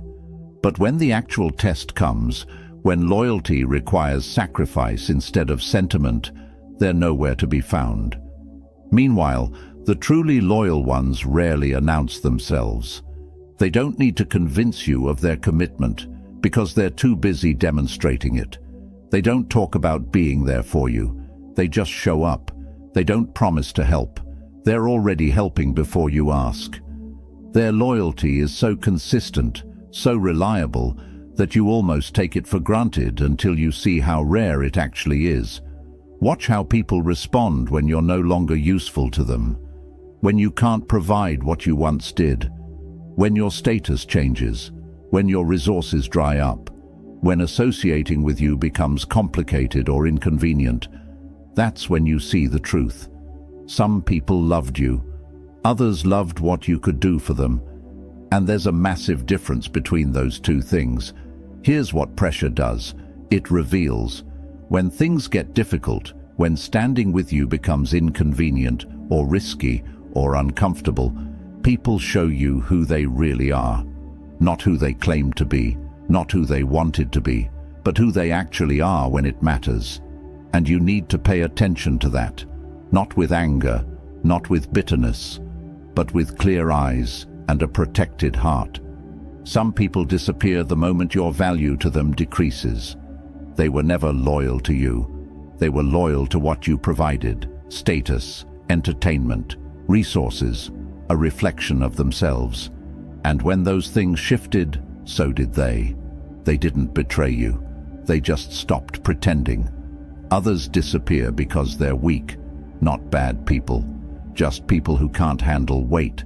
They love you, but they love their comfort more. They'd help you, but not if it costs them something real.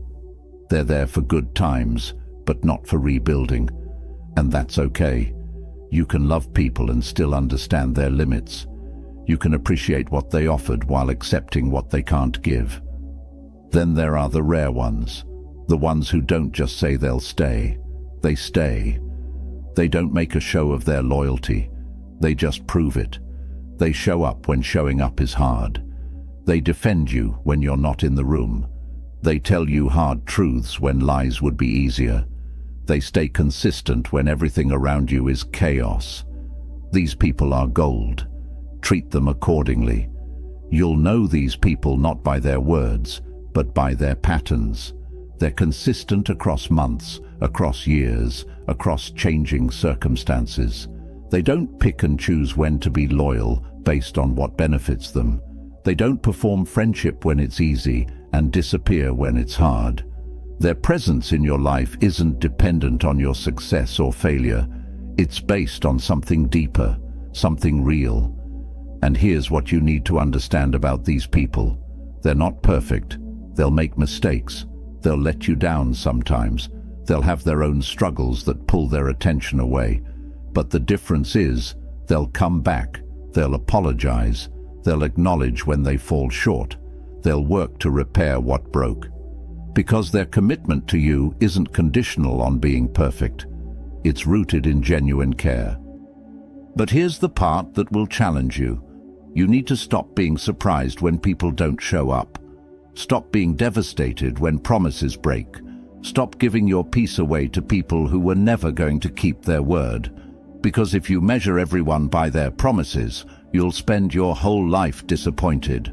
But if you measure them by their actions, you'll know exactly who deserves your trust.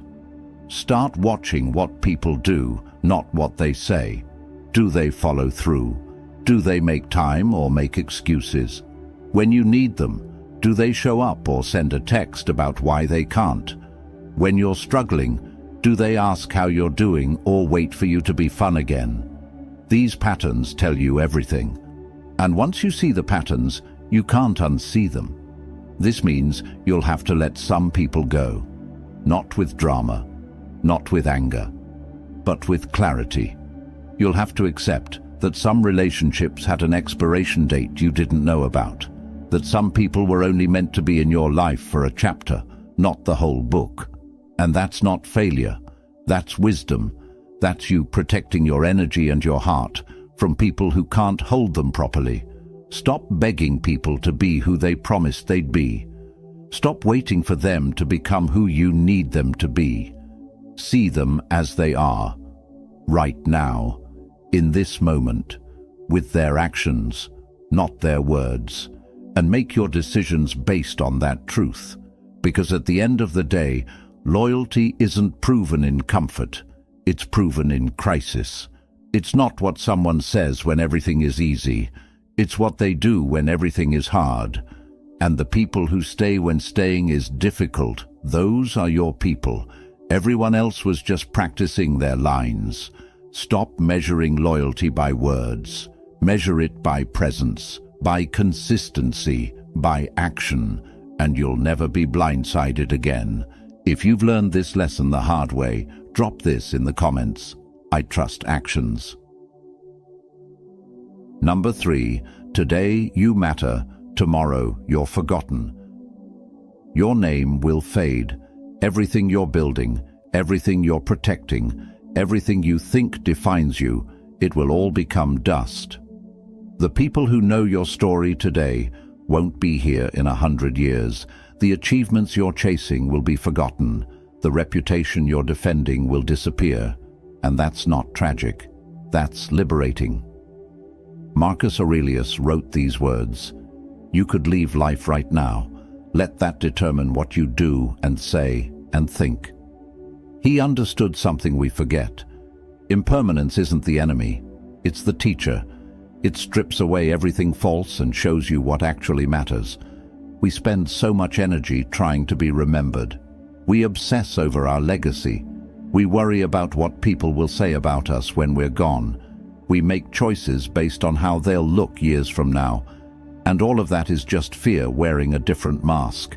Fear that our lives won't mean anything. Fear that we'll vanish without a trace. Fear that we don't matter. Here's something that will either terrify you or free you. In 100 years, almost everyone who knows your name will be dead. Your friends, your family, the people who witnessed your best moments and your worst mistakes. All gone, and with them goes your story. The narrative you spent your whole life building, the reputation you defended so fiercely, the image you worked so hard to maintain, it all disappears. Think about your great-great-grandparents. Do you know their names? Do you know what they cared about? What kept them up at night? What they dreamed of becoming? What broke their hearts? Probably not. And they were real people who lived full lives, who loved deeply, who struggled and hoped and feared. But to you, they're just names on a family tree. If that, this isn't meant to depress you. It's meant to wake you up. Because if you're going to be forgotten anyway, why are you living for the approval of people who won't remember you? Why are you making choices based on how they'll look to an audience that will cease to exist? Why are you defending a reputation that's already temporary? But here's the truth that will set you free. You already don't matter to most people, right now, while you're alive, and that's okay. The stranger passing you on the street won't remember your face. The person who cut you off in traffic already forgot you existed. Most people you've met have already moved on. They're living their lives. You're a footnote in their story, if you're in it at all. And you know what? The same is true for everyone. The celebrities you admire, the leaders you follow, the people who seem so important, so permanent, they're all temporary. Their fame is a moment, their influence is borrowed time. In 2 generations, most of them will be names without faces. In 3, there'll be nothing at all. So why does this matter? Because when you accept that you'll be forgotten, you stop living for an imaginary future audience. You stop performing for people who won't remember. You stop making choices based on a legacy that won't exist. And you start living for right now, for this moment, for the people in front of you, for the life you can actually touch. This isn't depressing. This is freedom. When you realize nothing you do will echo through eternity, you're free to do what matters to you, not what looks impressive, not what sounds important, but what feels true. You can fail without shame because your failures won't be studied. You can succeed without pressure because your success won't define history. You can just be human, messy and beautiful and temporary. There's a relief that comes with accepting your own insignificance. Not the kind of insignificance that makes you feel worthless, the kind that makes you realize you're free.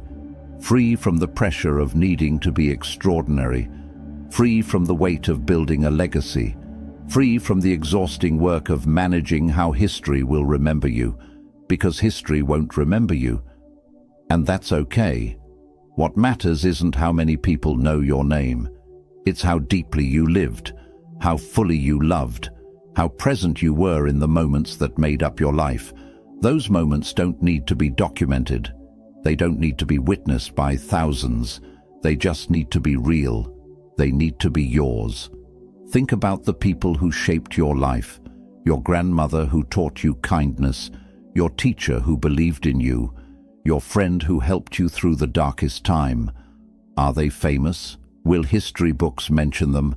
No, but they mattered to you, and that's enough. That's everything. You don't need to change the world. You don't need to be remembered by millions. You need to matter to the people you love. You need to live in a way that feels authentic to who you are. You need to build a life that satisfies your soul, not your ego. Because your ego wants immortality. Your soul just wants peace. Here's what happens when you let go of needing to be remembered. You stop wasting energy on things that don't matter. You stop chasing status that means nothing. You stop defending a reputation that's already fiction. You start asking better questions. Not, how will this look? But does this feel right? Not, will people remember this? But will I be proud of this? You start living smaller and deeper. You invest in moments instead of monuments. You have real conversations instead of networking. You build genuine connections instead of collecting contacts. You laugh without worrying if it looks cool. You cry without worrying if it looks weak. You exist without constantly checking if you're leaving a mark. Because here's the final truth. The mark you leave isn't on the world. It's on the people you touch. And they won't remember your accomplishments. They won't quote your achievements. They'll remember how you made them feel. They'll remember if you were kind, if you listened, if you showed up, if you were real. And when they forget you too, because they will, that's okay. You didn't live for them to remember. You lived because you were here, because you had breath in your lungs and a heart that beat, because you got this one chance to exist, and you didn't waste it trying to be immortal. Today you matter because you're here. Tomorrow you'll be forgotten because nothing lasts. And both of those things are true. Both of those things are okay. Live like it. If you're choosing freedom over fame, write this down. I live for now. Number 4, live by presence. Energy follows alignment. Your energy is sacred. Not your time, not your money, not even your attention. Your energy. The life force that makes you who you are. The fuel that powers everything you do and feel and create. And most people give it away like it's infinite. They pour it into people who don't reciprocate. They waste it on relationships that drain them. They spend it chasing those who run away, and then they wonder why they feel empty. The Stoics had a phrase for this. Waste no more time arguing what a good man should be. Be one. Stop spending your energy on people who don't see your value. Stop explaining yourself to those who've already decided not to understand. Stop investing in connections where you're the only one building. Energy follows alignment. Read that again. Your energy, your peace, your joy. It flows toward what matches your frequency, and it drains away from everything that doesn't. This isn't mystical. This is basic human truth. You feel lighter around certain people, heavier around others, more yourself in some spaces, less yourself in others. That's alignment showing you the truth. Your body keeps score even when your mind makes excuses. Notice how you feel after spending time with certain people. Do you feel energized or exhausted, inspired or deflated, more confident or more insecure? Your nervous system is giving you information. It's telling you whether this connection nourishes you or depletes you. Most people ignore these signals because acknowledging them means making difficult choices. We've been taught that walking away is giving up, that cutting people off is cruel, that if you really cared, you'd stay no matter what. But that's not wisdom, that's martyrdom. And martyrdom doesn't make you noble, it makes you resentful. It turns you into someone who gives from an empty cup and then wonders why everything tastes bitter. There's a difference between supporting someone through a hard season and being someone's emotional landfill. Support is temporary, it has boundaries, it flows both ways eventually. Being an emotional landfill means people dump their chaos on you repeatedly, take what they need, and leave without ever asking if you're okay, without ever considering that you might need support too. Here's what most people get wrong. They think loyalty means staying everywhere they've ever been, that love means never letting go, that commitment means pouring endlessly into people who give nothing back. But that's not loyalty, that's self-betrayal. Real loyalty starts with yourself, with honoring your own energy, with protecting your own peace. Pay attention to how people make you feel, not once, not in their best moment, but consistently, over time. Do you feel seen or invisible, valued or tolerated, energized or exhausted? Do they meet your effort or take it for granted? Do they show up or show excuses? Your body knows the answer before your mind admits it. That heaviness in your chest, that tension in your shoulders, that relief when they cancel plans. Listen to that. Some people are takers.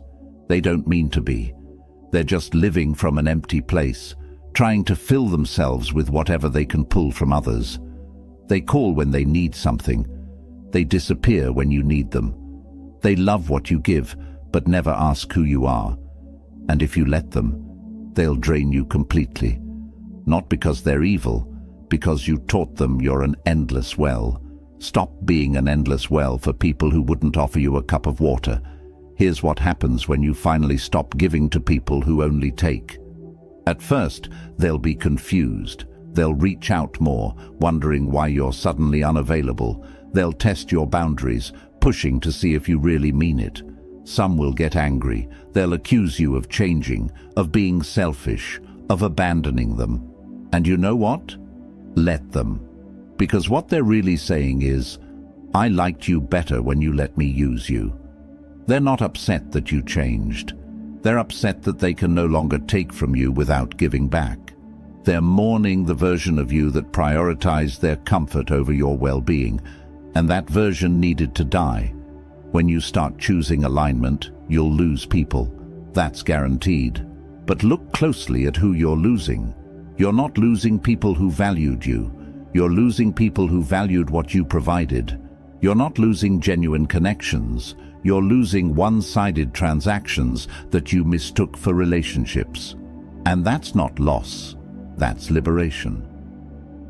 Then there are the ones who match you, who give as much as they take, who show up without being asked, who remember what matters to you, who celebrate your wins and sit with you in your losses, who don't need you to be perfect or impressive or useful, who just want you to be you.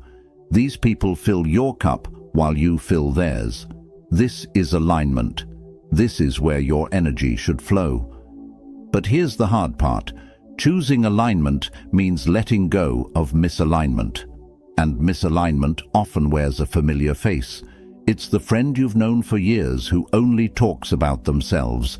It's the family member who criticizes everything you do. It's the partner who takes more than they give. It's the colleague who uses your work to climb.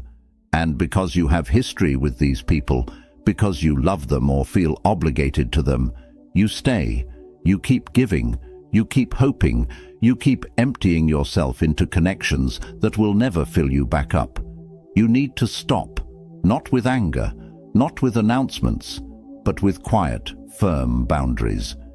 You need to redirect your energy toward people who honor it, who deserve it, who reciprocate it, and you need to let the rest fade.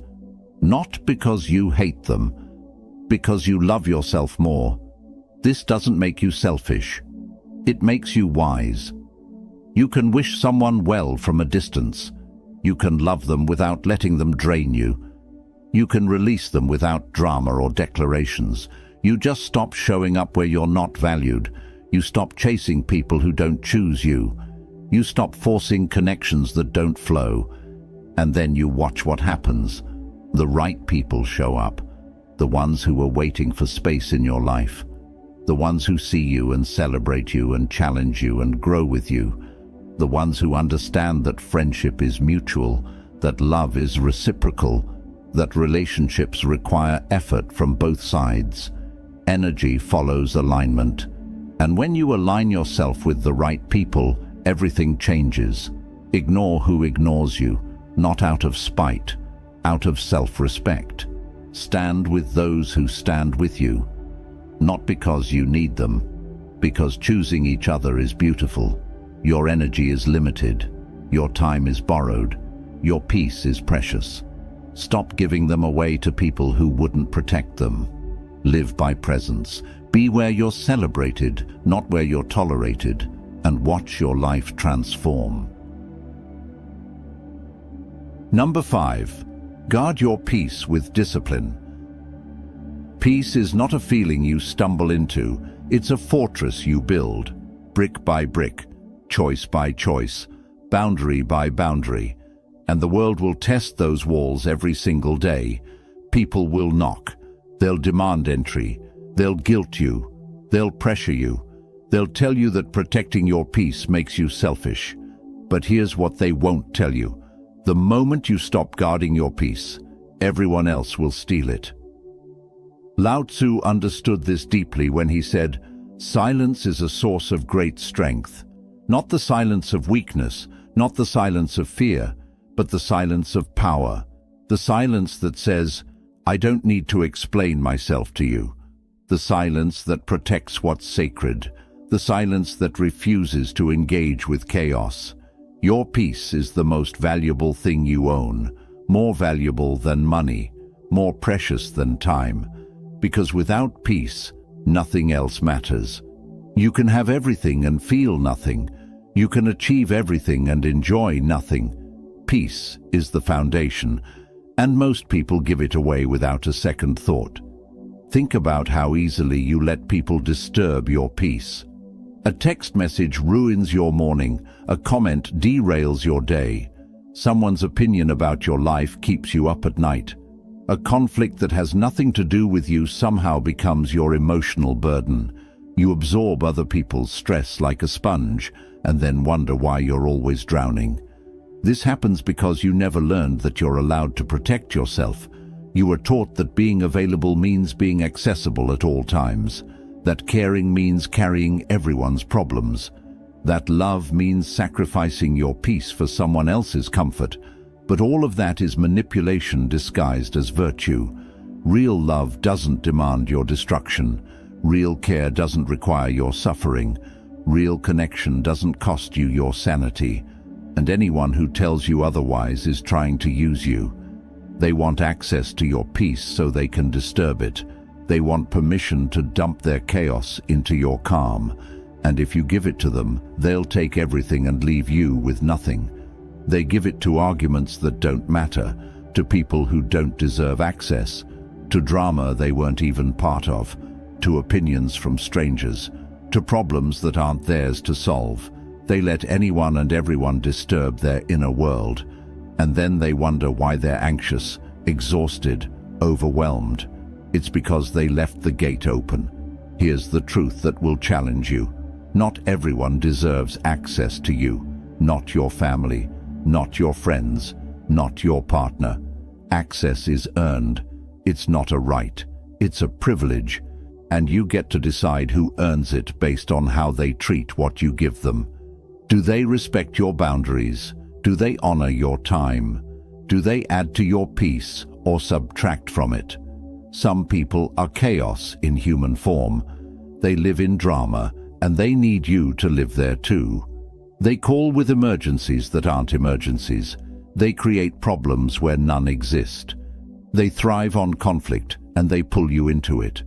And if you're not careful, you'll spend your whole life managing their emotional weather while your own sky stays dark. You need to understand something crucial. Some people are addicted to chaos, not because they're bad people, but because chaos is familiar.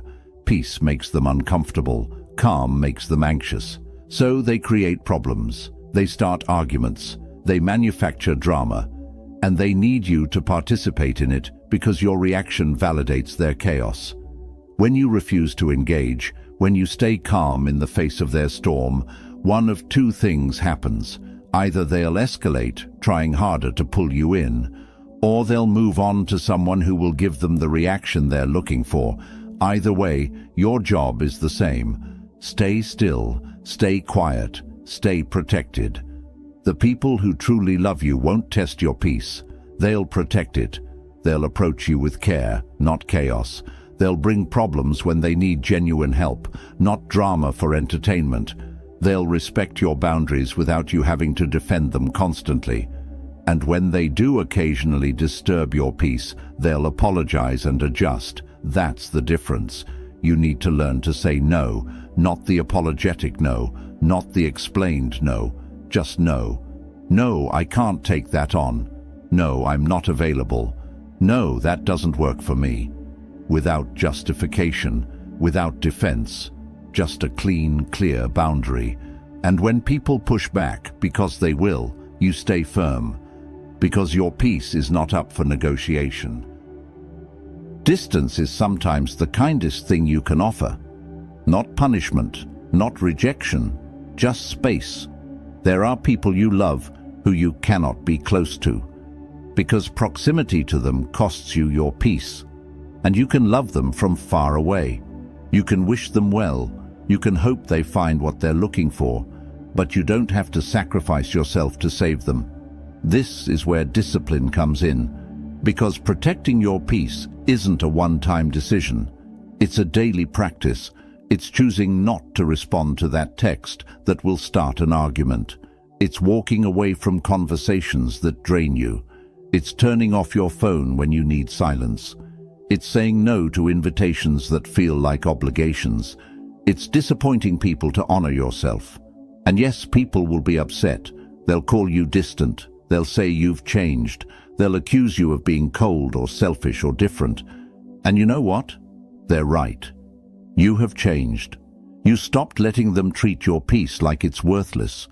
You stopped being available for every crisis. You stopped absorbing everyone's pain. You changed because you had to, because staying the same was killing you.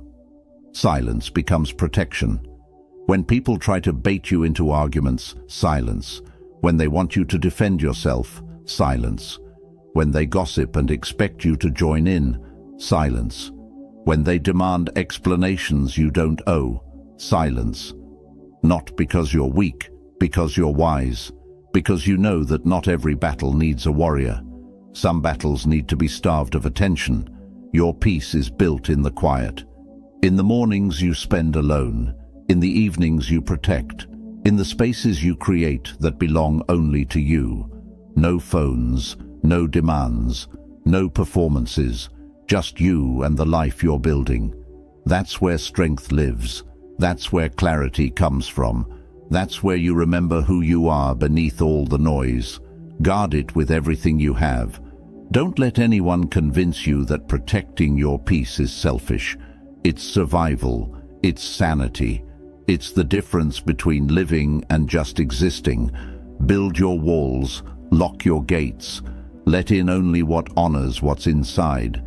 And watch how your life transforms when you finally put yourself first. Peace is not passive. Peace is a choice you make every single day. Choose it. Protect it. Live it. If you're finally putting yourself first, type this with conviction. I protect my peace. Number 6. Building a character you can rely on. When everyone leaves, you remain. That's the reality nobody prepares you for. At the end of every story, every relationship, every season of your life, there's one constant: you. And if you haven't built a character you can trust, you'll collapse under the weight of your own company. You'll run from yourself. You'll fill every silence with noise. You'll search for anyone to distract you from the person you became. The Stoic philosopher Epictetus said it perfectly. Character is destiny, not your circumstances, not your luck, not who loves you or who leaves you. Your character, the internal foundation you build, determines everything that follows. And most people never build it. They borrow their identity from others. They define themselves by their relationships. And when those relationships end, they have nothing left. So what does it mean to build a character you can rely on? It means becoming someone you respect, someone whose choices you trust, someone who keeps promises, especially the ones made to themselves. It starts with integrity, not the kind people see, the kind nobody sees. The promises you keep when breaking them would be easier. The truth you tell when lying would benefit you. The work you do when no one's checking. The person you are in private. That's your real character. Here's the test most people fail. What do you do when no one will ever know? When there's no witness, no accountability, no consequence? Do you still do the right thing? Do you still keep your word to yourself? Do you still honor your values? Or do you take the shortcut, make the excuse, break the promise and tell yourself it doesn't matter because nobody saw? That moment right there, that's where character is built or destroyed. Not in the big public moments where everyone's watching. In the small private moments where you're the only one who will ever know. When you choose to get up even though you could sleep in. When you tell the truth even though a lie would be easier.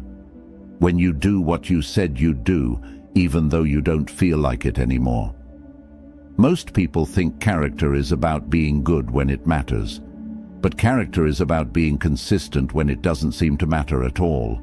It's about doing the dishes when no one's coming over, exercising when no one will see your body, working on your goals when no one's asking about your progress, being honest when dishonesty would go unnoticed. That's character. And it's built one invisible choice at a time. Most people perform character. They act honest when honesty serves them. They show up when it looks good. They do the right thing when someone's watching.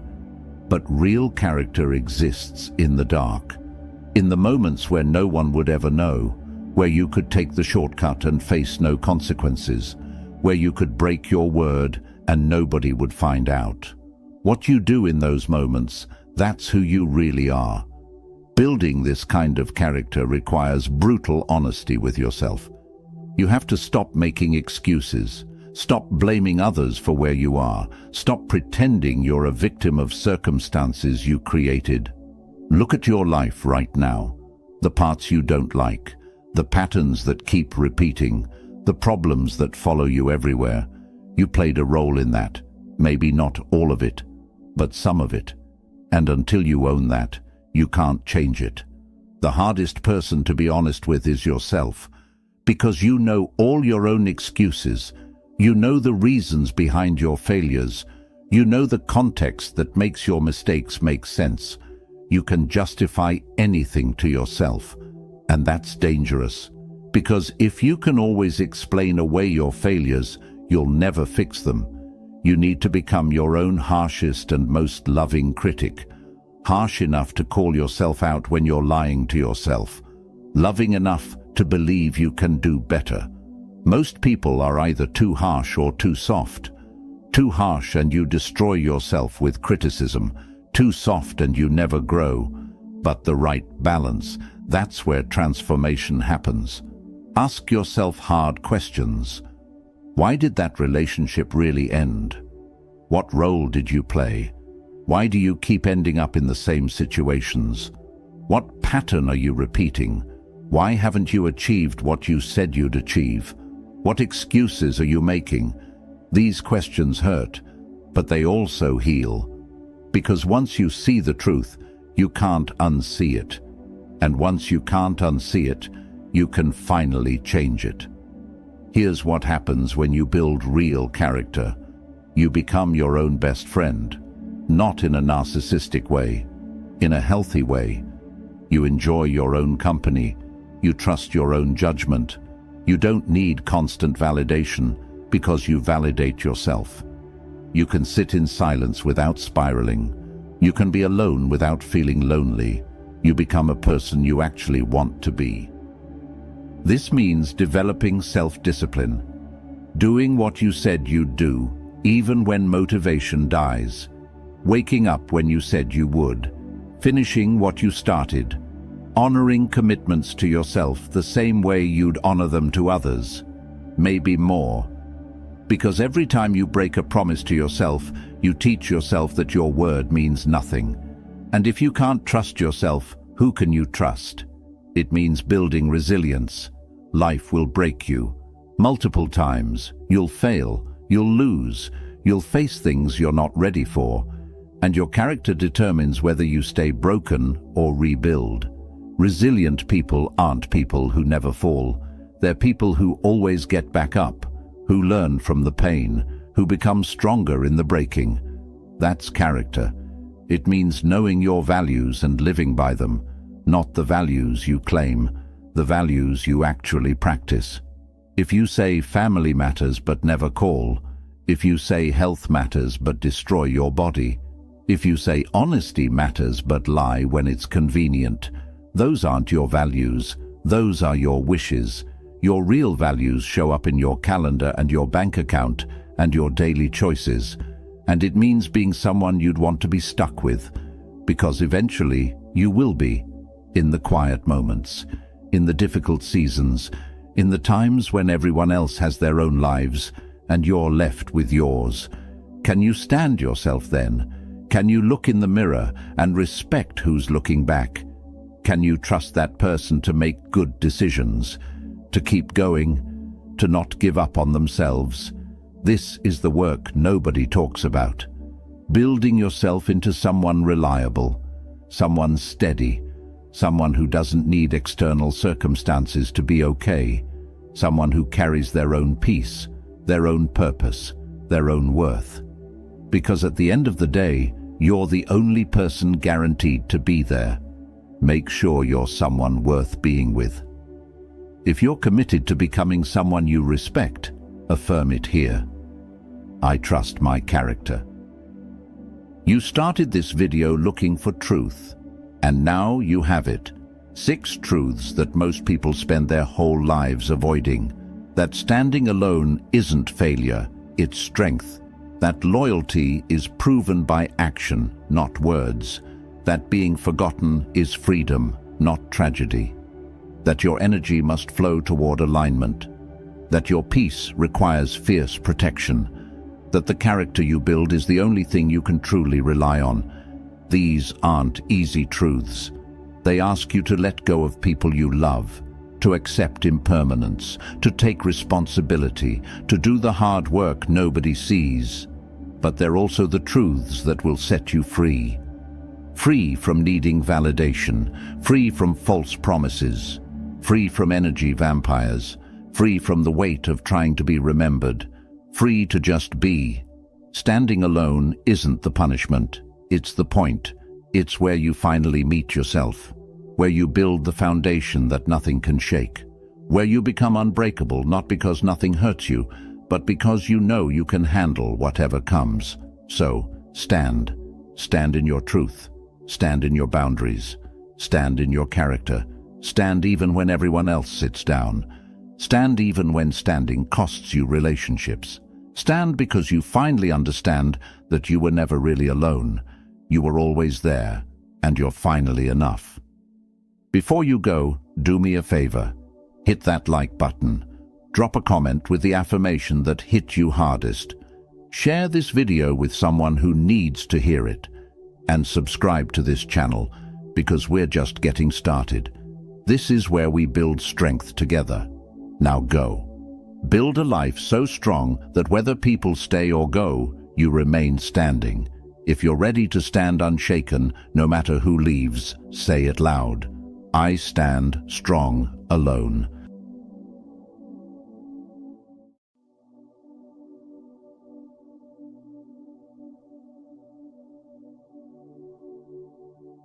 Hey warriors, your mind is a battlefield right now. Every thought, every worry, every what-if scenario playing on repeat is stealing your future. While you're stuck analyzing, someone else is building. While you're paralyzed by possibility, someone else is moving. And the gap between you and them isn't talent, it isn't luck. It's simply this. They trained their mind to act while you trained yours to hesitate. The top 1% don't have better opportunities than you. They don't have more hours in their day. What they have is a disciplined mind that serves them instead of sabotaging them. They've learned to quiet the noise. They've trained themselves to see clearly when everyone else is drowning in confusion. And here's what nobody tells you. That skill can be learned. That clarity can be yours. Overthinking feels productive. It feels like you're solving problems, being careful, making smart choices. But it's a trap. Every minute you spend in analysis paralysis is a minute someone else is using to build momentum. And momentum is everything. The Wright brothers didn't build the first airplane by endlessly debating aerodynamics. They built it, tested it, crashed it, learned, and tried again. Action created clarity. Clarity didn't create action. Your brain wasn't designed for the world we live in now. It was designed for survival in a world where overthinking actually helped keep you alive. But now that same mechanism is keeping you stuck. It's keeping you small. It's keeping you from the life you know you're capable of living. The good news is this. Once you understand how your mind works, you can reprogram it. This isn't about positive thinking or pretending problems don't exist. This is about developing the mental operating system that allows you to think clearly under pressure, make decisions with confidence, and take action even when you're uncertain, because uncertainty isn't going away. The top 1% just learn to move through it anyway. Before we go further, hit that like button, drop a comment, share this video with someone, subscribe to this channel, and most importantly, don't skip any part of this video. If you're ready to take control, type this below. Clear mind, clear life. Number 1. The cost of overthinking and how the top 1% think differently. Let me show you exactly what overthinking is stealing from you right now. It's not just time, it's not just energy, it's your identity. Every day you spend overthinking, you're reinforcing the neural pathways that make you an overthinker. You're literally becoming someone who can't act. And that version of you, that's not who you were meant to be. Research from the University of Michigan found that 73% of adults between 25 and 35 are chronic overthinkers. But here's what's devastating. That same research showed overthinkers make worse decisions than people who decide quickly. Why? Because overthinking isn't deep thinking. It's anxious thinking disguised as thoroughness. The top 1% understand something crucial. They understand that thinking and doing are not sequential processes. They happen simultaneously. Jeff Bezos has a famous rule. Any decision that's reversible should be made with 70% of the information you wish you had. That means he's intentionally acting with incomplete data. That means he's intentionally choosing action over certainty. Your overthinking comes from a belief that's destroying you. You believe that if you think long enough, hard enough, carefully enough, you'll find the perfect answer. You'll eliminate all risk. You'll guarantee success. But that's not how reality works. There is no perfect answer. There is no risk-free path. There is no guarantee. The only guarantee is this: if you don't move, nothing changes. Consider this framework that separates elite thinkers from average ones. Average people think in problems. Elite people think in experiments. When an average person faces a challenge, they think, what if this doesn't work? When an elite person faces the same challenge, they think, what will I learn when I try this? See the difference? One mindset creates paralysis, the other creates momentum. Naval Ravikant said, all the returns in life, whether in wealth, relationships, or knowledge, come from compound interest. But here's what he means. You can't compound anything if you never start. Every day you overthink is a day you're not compounding. Every week you spend in analysis. Paralysis is a week someone else is getting results, learning lessons, and building momentum that you're not. The neuroscience here is clear. Your brain has two modes: diffuse thinking and focused doing. Diffuse thinking is for exploration, for seeing possibilities. Focused doing is for execution, for making things real. Overthinkers get stuck in perpetual diffuse mode. They explore endlessly but never land anywhere. The top 1% know how to switch modes. Here's a truth that might sting. Your overthinking isn't about being smart. It's about being scared. It's about protecting yourself from failure, from judgment, from disappointment. And I get it. Those things hurt. But you know what hurts more? Getting to the end of your life and realizing you were capable of so much more, but your own mind kept you prisoner. The top 1% have made peace with something you're still fighting: imperfection. They know their first attempt will be flawed. They know their initial plan will need adjustment. They know they'll make mistakes. But they also know that imperfect action beats perfect inaction every single time, because imperfect action gives you data, it gives you feedback, it gives you something to improve.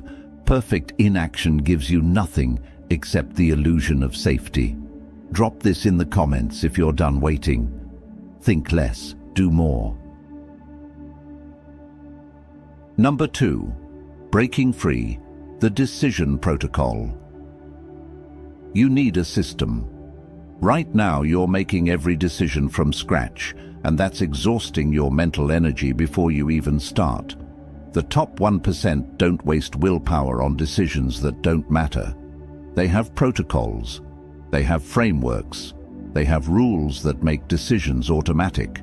And that's what we're building right now. Tim Ferriss asks one question that eliminates 80% of his overthinking. What would this look like if it were easy? That single question cuts through complexity like a knife. Because most of your overthinking is you making things harder than they need to be. You're adding layers of complexity that don't exist. You're creating problems that aren't real. This question brings you back to simplicity, back to what actually matters. Here's your decision protocol. Write this down. First, define the decision in one sentence.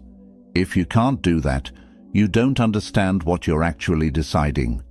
Second, set a time limit. Small decisions get 5 minutes. Medium decisions get 1 hour. Big decisions get 1 day. That's it. Third, identify the absolute worst-case scenario, not the catastrophic fantasy version, the actual realistic worst case. Fourth, ask yourself if you can handle that worst case. If yes, decide and move. If no, adjust the decision to lower the stakes. Ray Dalio built one of the most successful hedge funds in history using principles, not predictions. He writes, "I learned that if you work hard and creatively, you can have just about anything you want, but not everything you want." Notice what he's saying here. Decisions aren't about finding the perfect option. They're about choosing what you want most and accepting what you're giving up. Overthinkers try to have everything. Clear thinkers choose deliberately. The biggest lie you tell yourself is that waiting will make things clearer. Sometimes it does, but most times, clarity comes from commitment, not contemplation. Think about learning to swim. You can watch videos, you can read books, you can study technique, but until you get in the water and start moving, you don't actually know anything. Decision-making is the same. You learn by doing, not by planning to do. Let me give you a framework that billionaires use, the 10-10-10 rule. When facing a decision, ask yourself 3 questions. How will I feel about this 10 minutes from now? How will I feel about this 10 months from now? How will I feel about this 10 years from now? This framework destroys overthinking because it forces perspective. That thing you're agonizing over, in 10 years, you probably won't even remember it. So why are you treating it like life or death right now? Your brain is wired for binary thinking, good or bad, right or wrong, success or failure. But reality isn't binary. Reality is probabilistic. The top 1% think in probabilities, not certainties. They ask, what's likely to happen, not what's guaranteed to happen. This shift is everything, because when you think in probabilities, you can act with incomplete information. Annie Duke, a former professional poker player, teaches something powerful. She says every decision is a bet on the future, and we're all making bets with incomplete information. The question isn't, am I certain? The question is, given what I know, is this a good bet? Overthinkers wait for certainty. Clear thinkers make good bets and adjust based on results. Your indecision is a decision. Every day you don't choose is a day you're choosing the status quo. Every week you delay is a week you're voting for things to stay exactly as they are. And maybe that's fine. Maybe you're happy where you are. But if you're not, if there's a gap between where you are and where you want to be, then your indecision is making that gap wider, not smaller. Number 3, reframing failure and managing information overload. Your relationship with failure is keeping you stuck. You've been taught that failure is the opposite of success. That's wrong. Failure is the pathway to success. It's not the enemy, it's the teacher. And until you understand that at a cellular level, you'll keep overthinking because you'll keep trying to avoid the unavoidable. Thomas Edison famously said, "I have not failed. I've just found 10,000 ways that won't work." But here's what most people miss about that quote. He wasn't being inspirational. He was being literal. Each failure gave him data. Each attempt taught him something. Each wrong path eliminated options. He wasn't failing. He was learning. And that distinction changes everything. The top 1% have redefined failure. They call it feedback. They call it data. They call it tuition for the education they're getting. When something doesn't work, they don't spiral into self-doubt. They ask, what did I learn? What will I do differently? What data did this give me?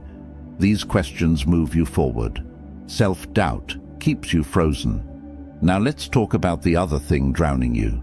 Information overload.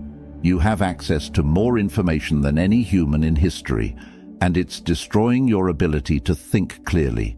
Every podcast promises the secret. Every book claims the answer. Every guru sells the system, and you're consuming it all, thinking that more information will equal more clarity, but it doesn't. More information without action equals more confusion. Nassim Taleb talks about the concept of via negativa, improvement through subtraction, not addition. You don't need more information, you need less. You don't need more options, you need fewer. You don't need more complexity, you need more simplicity. The top 1% are ruthless about what they let into their minds. They protect their mental space like a fortress because they know garbage in, garbage out. Here's a practice that will transform you. The information diet. Just like you watch what you eat, watch what you consume mentally. For 1 week, track every piece of information you consume, every article, every video, every podcast, every social media scroll. Write it down. At the end of the week, ask yourself, what percentage of this actually helped me make better decisions or take meaningful action? For most people, it's less than 10%. The antidote to information overload is application. For every hour you spend consuming information, spend 2 hours applying it. Read for 30 minutes, practice for an hour. Watch a video for 20 minutes, implement for 40. This ratio keeps you grounded in reality. It prevents you from becoming a professional learner who never actually does anything. Because knowledge without action is just trivia. It's entertainment disguised as education. The top 1% understand that failure has a compound effect too. Each failure teaches you something that slightly increases your odds next time. Each mistake eliminates an option you don't have to try again.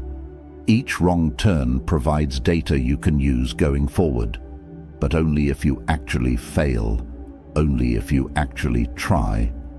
Your overthinking is preventing you from collecting the data you need to succeed. Cal Newport talks about deep work versus shallow work.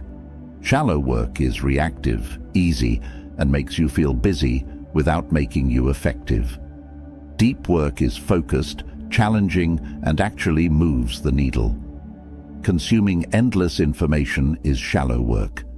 Taking one idea and implementing it fully is deep work. The top 1% spend 80% of their time in deep work. Overthinkers spend 80% in shallow work and wonder why nothing changes. Number 4.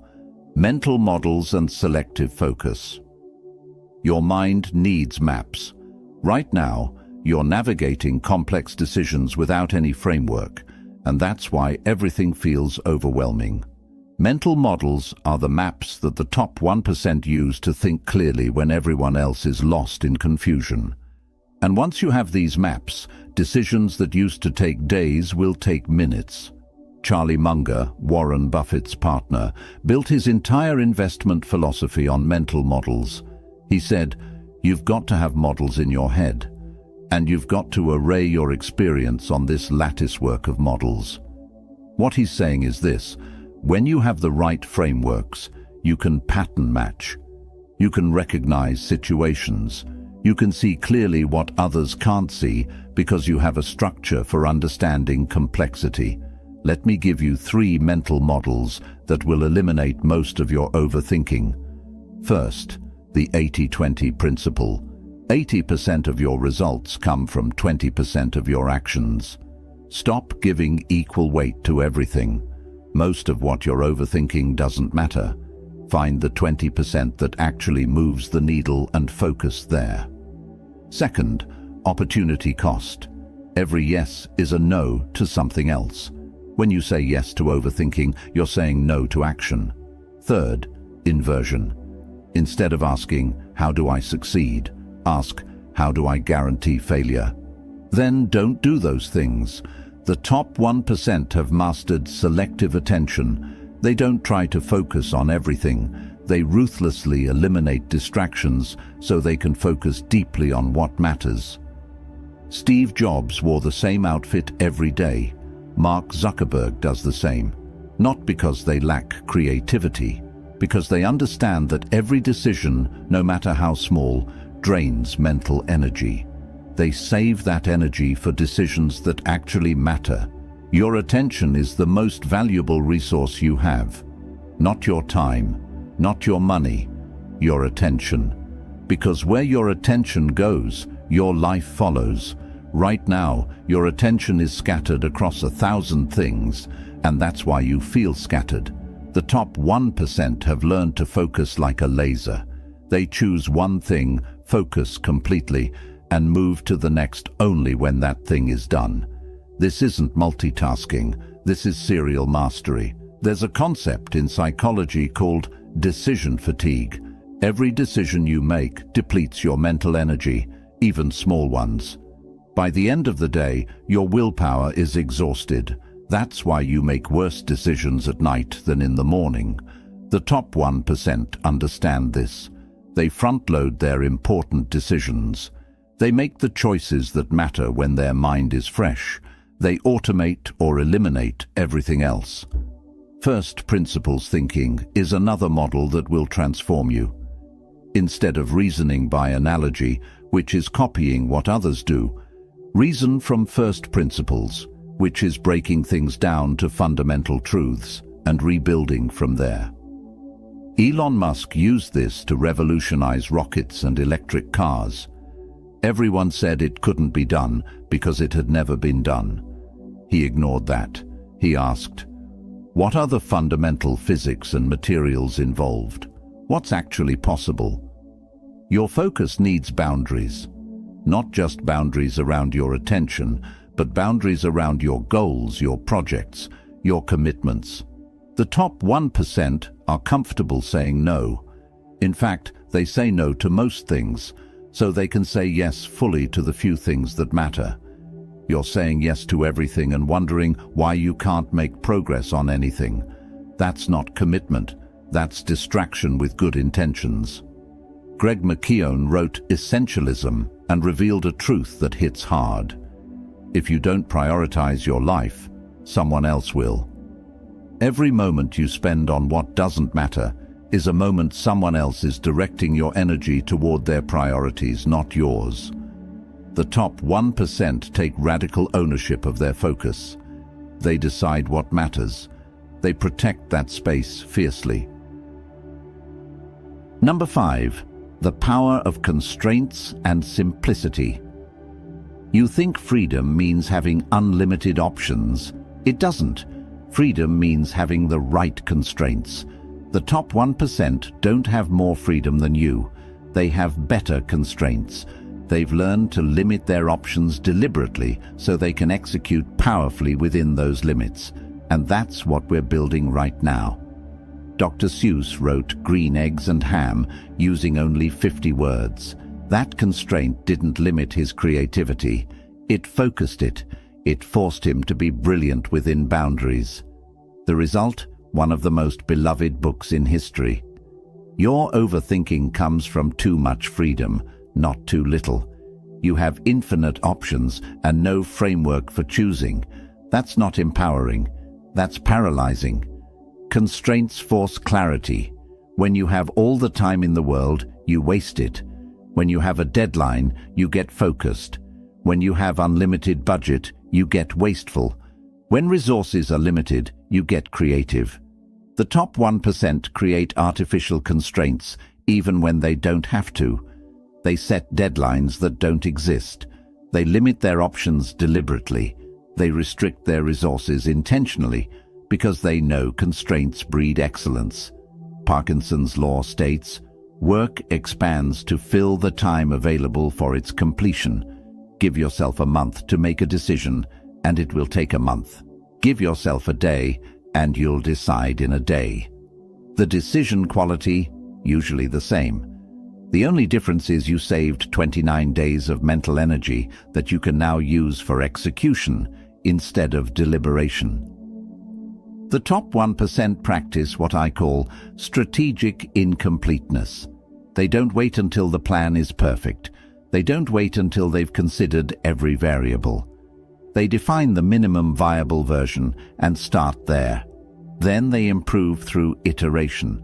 This approach eliminates overthinking because it replaces the question, is this perfect, with, is this good enough to start? And the answer to that question is almost always yes. Leonardo da Vinci said, simplicity is the ultimate sophistication. But we've got it backwards.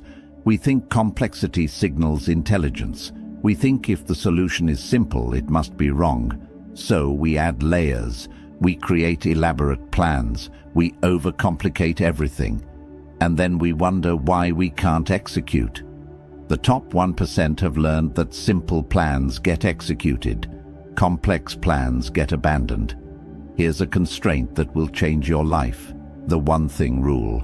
Every day, identify the one thing that, if accomplished, would make everything else easier or unnecessary. Then do that thing first, not the easy things, not the urgent things, not the comfortable things. The one thing that matters most. This constraint eliminates decision fatigue because you're not choosing between 50 priorities. You're choosing one. The paradox of choice shows up everywhere in your life. Too many career options, so you can't commit to one. Too many business ideas, so you never start any. Too many ways to improve, so you don't improve in any meaningful way. The top 1% succeed because they limit their options. They choose one path and commit fully. Not forever, just long enough to see real results. Your morning routine should have constraints. Your work schedule should have constraints. Your decision-making should have constraints. Without constraints, you'll drift. You'll react. You'll let circumstances dictate your choices. With constraints, you'll create. You'll proact. You'll shape circumstances to match your vision. That's the difference between living deliberately and just existing.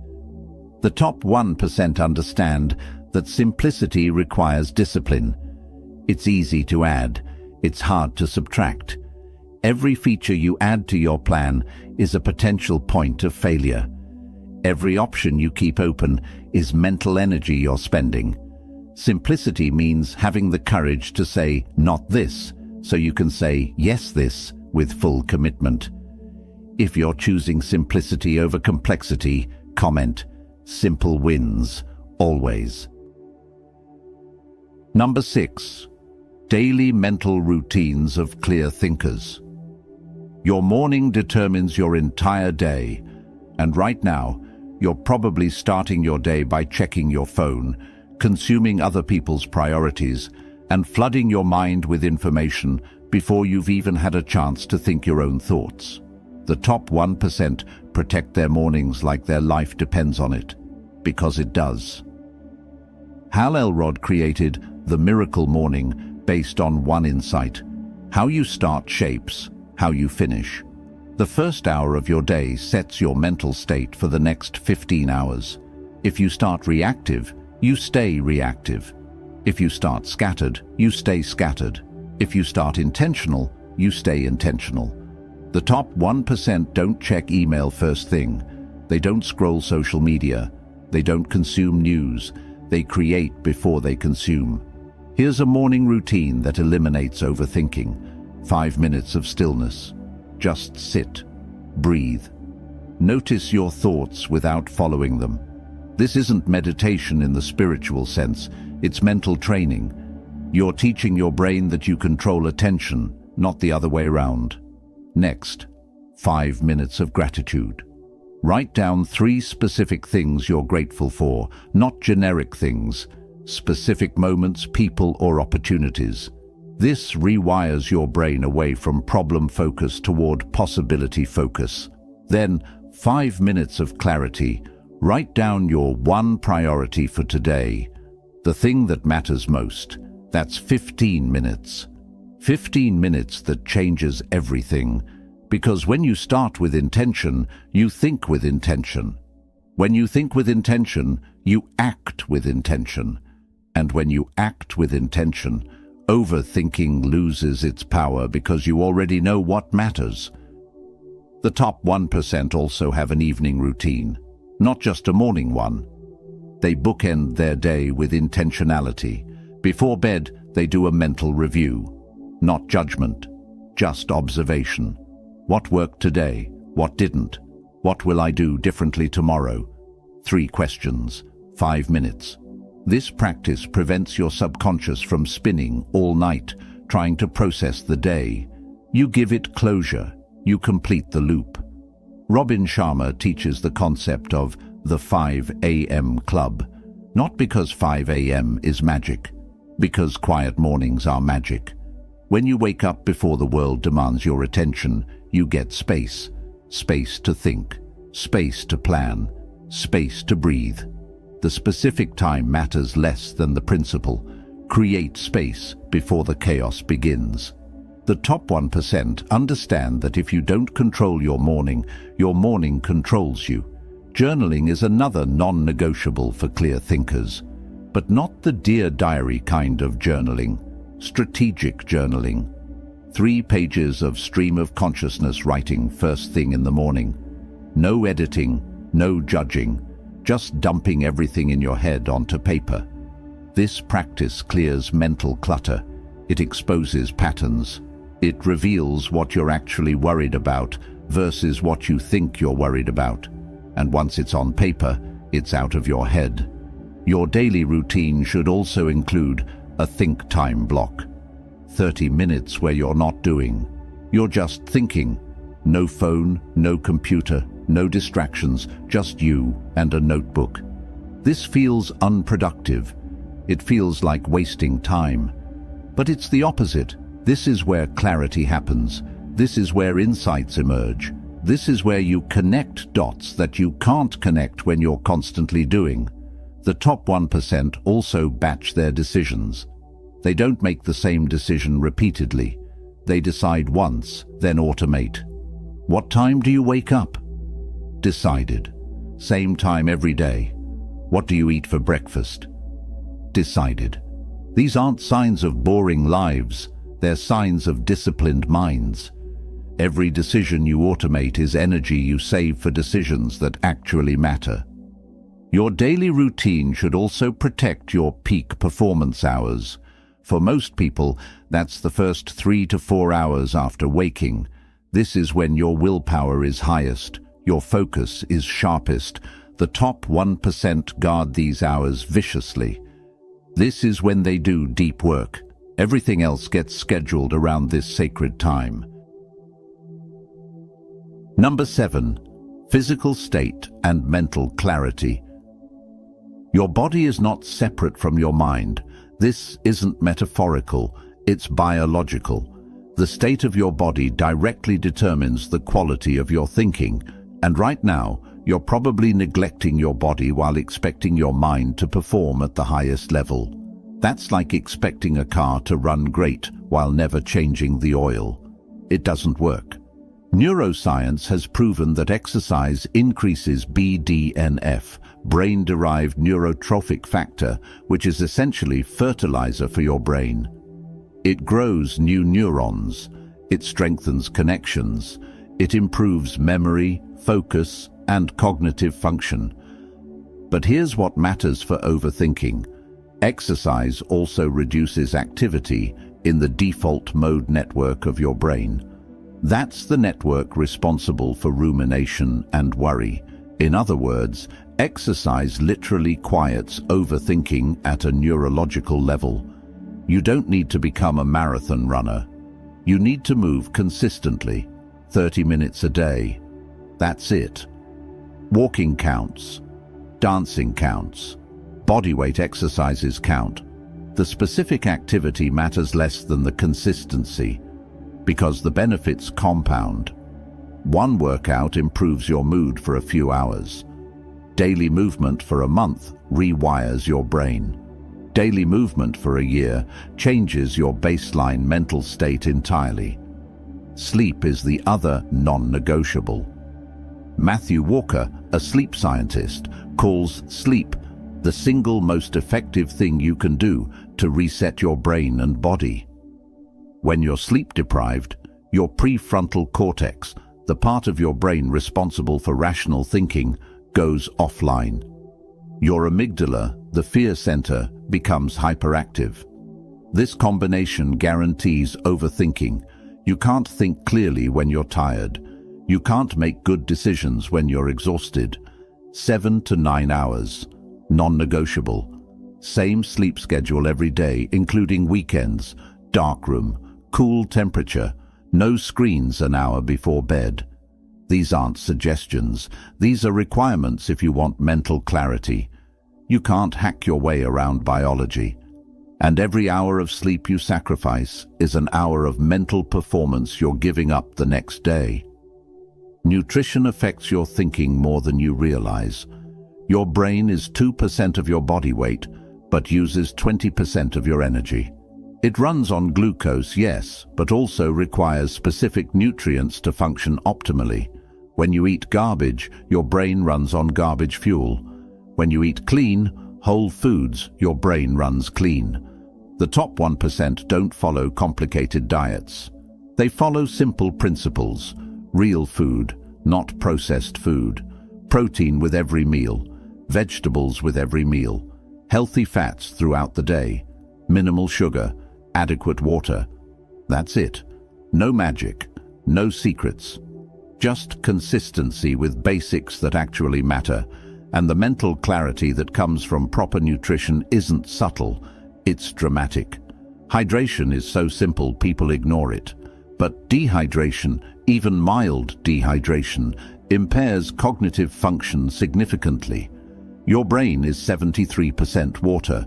When you're dehydrated, neural firing slows down, focus weakens, mood drops. The fix is obvious: drink water consistently throughout the day. Half your body weight in ounces is a good baseline. Breathwork is one of the fastest ways to shift your state. When you're overthinking, your breathing becomes shallow and rapid. This signals danger to your nervous system, which then produces more stress hormones, which increases overthinking. It's a vicious cycle, but you can interrupt it with deliberate breathing. Box breathing. Inhale for 4 counts, hold for 4, exhale for 4, hold for 4. Repeat for 2 minutes. This activates your parasympathetic nervous system and tells your body it's safe. Your physical environment also affects your mental state. Cluttered space creates cluttered thinking. Chaotic environment creates chaotic thoughts. The top 1% design their spaces deliberately. Clean workspace, organized home, minimal visual distractions. This isn't about aesthetics. This is about cognition. Your environment either supports clear thinking or undermines it. Number 8. Building your support system. You cannot do this alone. The myth of the self-made person is destroying you. Nobody succeeds in isolation. The top 1% have teams, mentors, accountability partners, and communities that support their growth. They've built systems around themselves that make success easier and failure harder. And you need to do the same. Jim Rohn said, "You are the average of the 5 people you spend the most time with." Look at your 5 closest relationships right now. Are they overthinkers or action takers? Are they complainers or problem solvers? Are they growing or stagnant? Because their patterns are becoming your patterns. Their mindset is influencing your mindset. You can't hang around negative, stuck people and expect to become positive and unstuck. The top 1% curate their relationships ruthlessly. Not meanly, just intentionally. They spend time with people who challenge them to grow. They avoid people who reinforce limiting beliefs. They seek out individuals who are ahead of them on the path they want to walk. This isn't about abandoning old friends. This is about being honest about who helps you become better and who keeps you small. You need 3 types of people in your life. First, mentors. People who have achieved what you want to achieve. They don't have to formally mentor you. You can learn from them through their content, their books, their public work, but you need models. Second, peers. People at your level who are fighting the same battles. They provide accountability, support, and shared struggle. Third, mentees. People you can teach or help. Teaching is the best way to learn. Helping others reinforces your own growth. Accountability is the difference between intention and action. You can set goals privately and break them privately with no consequences. Or you can declare your commitments publicly, create accountability structures, and make breaking them costly. The top 1% do the latter. They have coaches, they have accountability partners, they have communities where their progress is visible. Masterminds are one of the most powerful structures for growth. Napoleon Hill wrote about them in Think and Grow Rich. A mastermind is a small group of people, usually 3 to 6, who meet regularly to share challenges, offer perspectives, and hold each other accountable. The power of a mastermind isn't just the individuals, it's the collective intelligence. It's 6 brains thinking about your problem instead of one. Your support system should also include professional help when needed. Therapy isn't weakness, it's optimization. The top 1% have therapists, coaches, and advisors. They understand that trying to solve every problem yourself is inefficient. Why struggle for years with something a professional could help you resolve in months? There's no virtue in unnecessary suffering. You also need to protect yourself from toxic people. Not everyone deserves access to you. Not every relationship is worth maintaining. Some people drain your energy. Some people undermine your confidence. Some people celebrate your failures more than your successes. These people need to be removed from your inner circle. Not with drama, not with confrontation, just with boundary and distance. Your support system should challenge you, not just comfort you. True friends tell you hard truths. Real mentors push you beyond your comfort zone. Genuine accountability partners don't let you make excuses. If everyone in your life is just agreeing with you and telling you what you want to hear, you don't have a support system. You have an echo chamber. The top 1% understand reciprocity. They don't just take from their support system. They give. They help others. They offer value. They show up. When you genuinely help others succeed, they genuinely want to help you succeed. That's how real community works. Number 9. Measuring progress and handling setbacks. You need metrics. Right now, you're probably measuring your success by how you feel, and feelings lie. Feelings fluctuate. Feelings are influenced by sleep, stress, hormones, and 1,000 other variables that have nothing to do with your actual progress. The top 1% don't trust feelings. They trust data. They track what matters, and that tracking keeps them moving forward even when motivation disappears. Peter Drucker said, "What gets measured gets managed." But here's the deeper truth. What gets measured gets improved. When you track something, you become aware of it. When you're aware of it, you can optimize it. When you optimize it, you improve. But most people don't track anything except how they feel, and then they wonder why they're not making progress. You can't improve what you don't measure. Here's what to track. Leading indicators, not lagging indicators. Lagging indicators are results, weight lost, money earned, goals achieved. Those are important, but they're outcomes. You can't control outcomes directly. You can only control the actions that lead to outcomes. Leading indicators are those actions. Did you exercise today? Did you work on your priority project? Did you follow your morning routine? Track the behaviors. The results will follow. Your tracking system should be simple. 1 page, 1 minute per day. Check boxes or numbers next to your key behaviors. That's it. If it's complicated, you won't do it. If it requires analysis, you'll procrastinate. Simple tracking creates clarity. You look at your week and see exactly where you're winning and where you're slipping. No guessing, no rationalizing, just truth. Now let's talk about setbacks. Because they're coming, you will have bad days. You will break your streak. You will fail at something important. The question isn't if. The question is how you respond. And this is where most people spiral. They have one bad day and turn it into a bad week.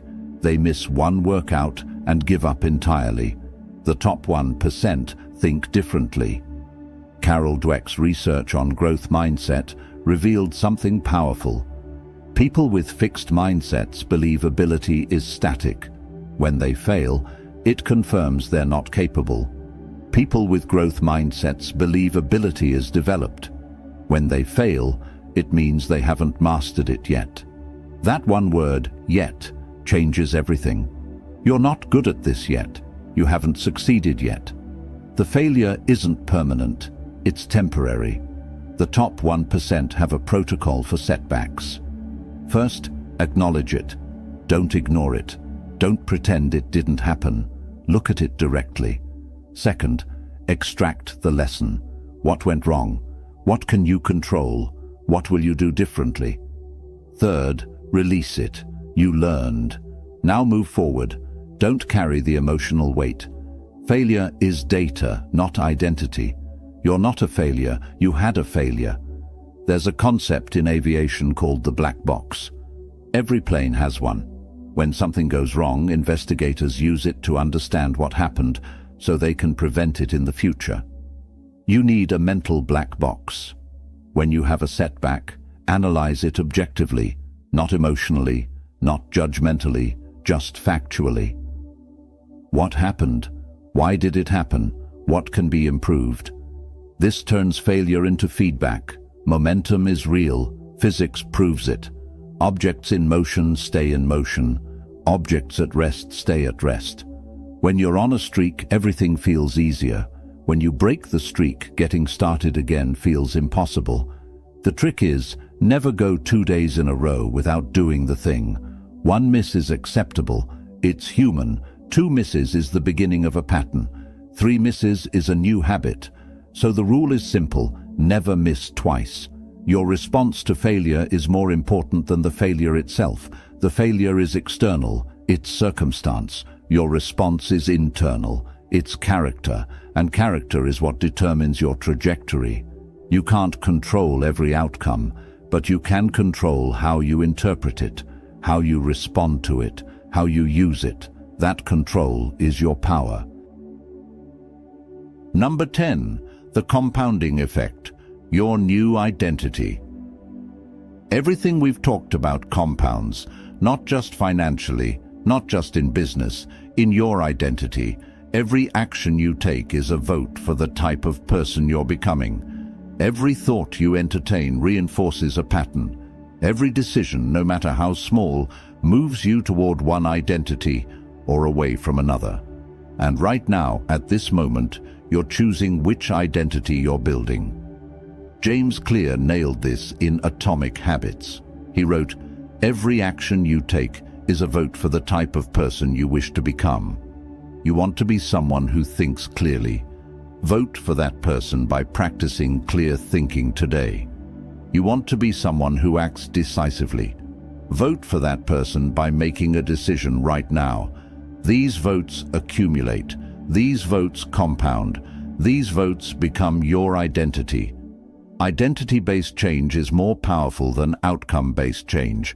Don't focus on what you want to achieve. Focus on who you want to become. Don't say, "I want to write a book." Say, "I am a writer." The identity drives the behavior. The behavior creates the outcome. Most people try to change behavior to get outcomes. The top 1% change identity, and behavior follows automatically. Your brain has a feature called cognitive dissonance. It creates psychological discomfort when your actions don't align with your identity. If you believe you're a healthy person, skipping workouts creates dissonance. If you believe you're a decisive person, overthinking creates dissonance. Your brain wants consistency. So when you establish an identity, your brain will push you to act consistently with it. The compound effect means small changes create massive results over time. A 1% improvement every day for a year is a 37 times improvement. Not 37%, 37 times. That's the power of compounding. But it works in reverse too. A 1% decline every day for a year leaves you at nearly zero. This is why your daily choices matter so much. Think about who you were 5 years ago. You're a different person now. You've grown, you've changed. You've accumulated thousands of small choices that shaped you. Now think about who you want to be 5 years from now. That person is being built right now, today, this moment. Every choice you make is construction material for that future self.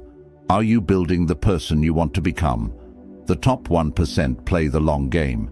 They're not looking for quick fixes or overnight transformations. They're making small, consistent improvements that compound over years. They understand that success isn't a sprint. It's not even a marathon. It's a lifestyle. It's who you are. It's how you think.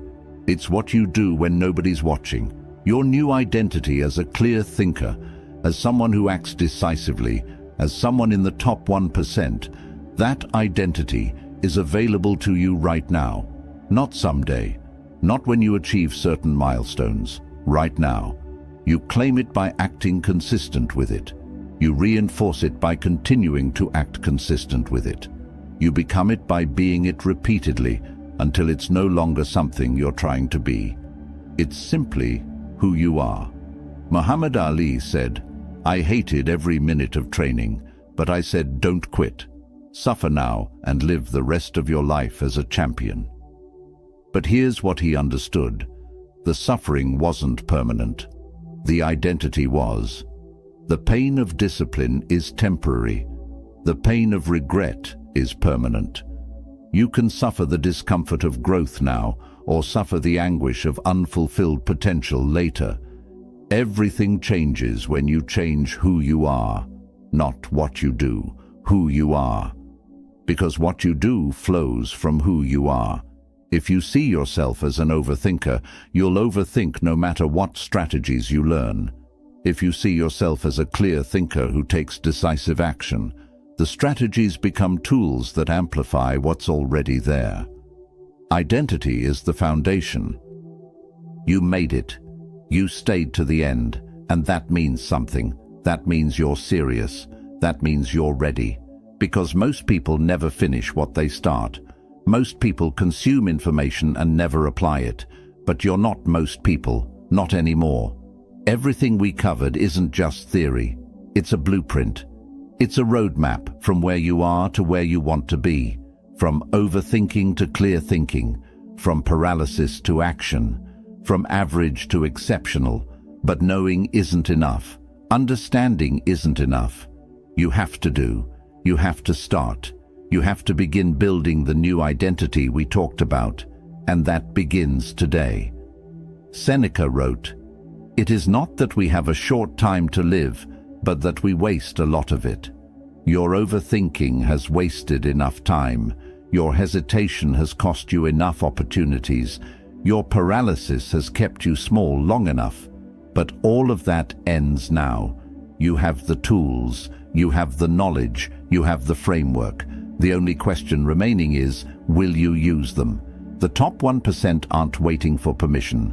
They're not waiting for perfect conditions. They're not waiting for certainty. They're moving, they're building, they're growing, and now you know how to join them. Not someday, now, one decision at a time, one action at a time, one day at a time. That's how transformation happens. Not in giant leaps, in consistent steps. Steps you're capable of taking right now. Your mind is the most powerful tool you'll ever own. Stop letting it work against you. Start training it to work for you. The life you want is on the other side of the thoughts you're willing to think and the actions you're willing to take. Go build it. Here's what I need you to do right now. First, hit that like button. This helps more people find this message. Second, drop a comment. Tell me which point hit you hardest. Tell me what you're committing to change. Third, share this video with someone who's stuck in their own head, someone who needs this message as much as you did. And fourth, subscribe to this channel, because this is just the beginning. We're building a community of people who refuse to stay stuck, who choose growth over comfort, who decide to think clearly and act decisively. You're not the same person who started this video. You've already begun the transformation. You've already planted seeds. Now it's about watering them daily, protecting them from the weeds of doubt, giving them time to grow roots, and trusting that with consistency, those seeds will become forests. The overthinking ends today. The action begins now. The identity shift is happening. You're becoming the top 1%. Not because you're special, not because you're gifted, but because you decided to think differently and build your life around that decision. That's all it takes. That decision. And you just made it.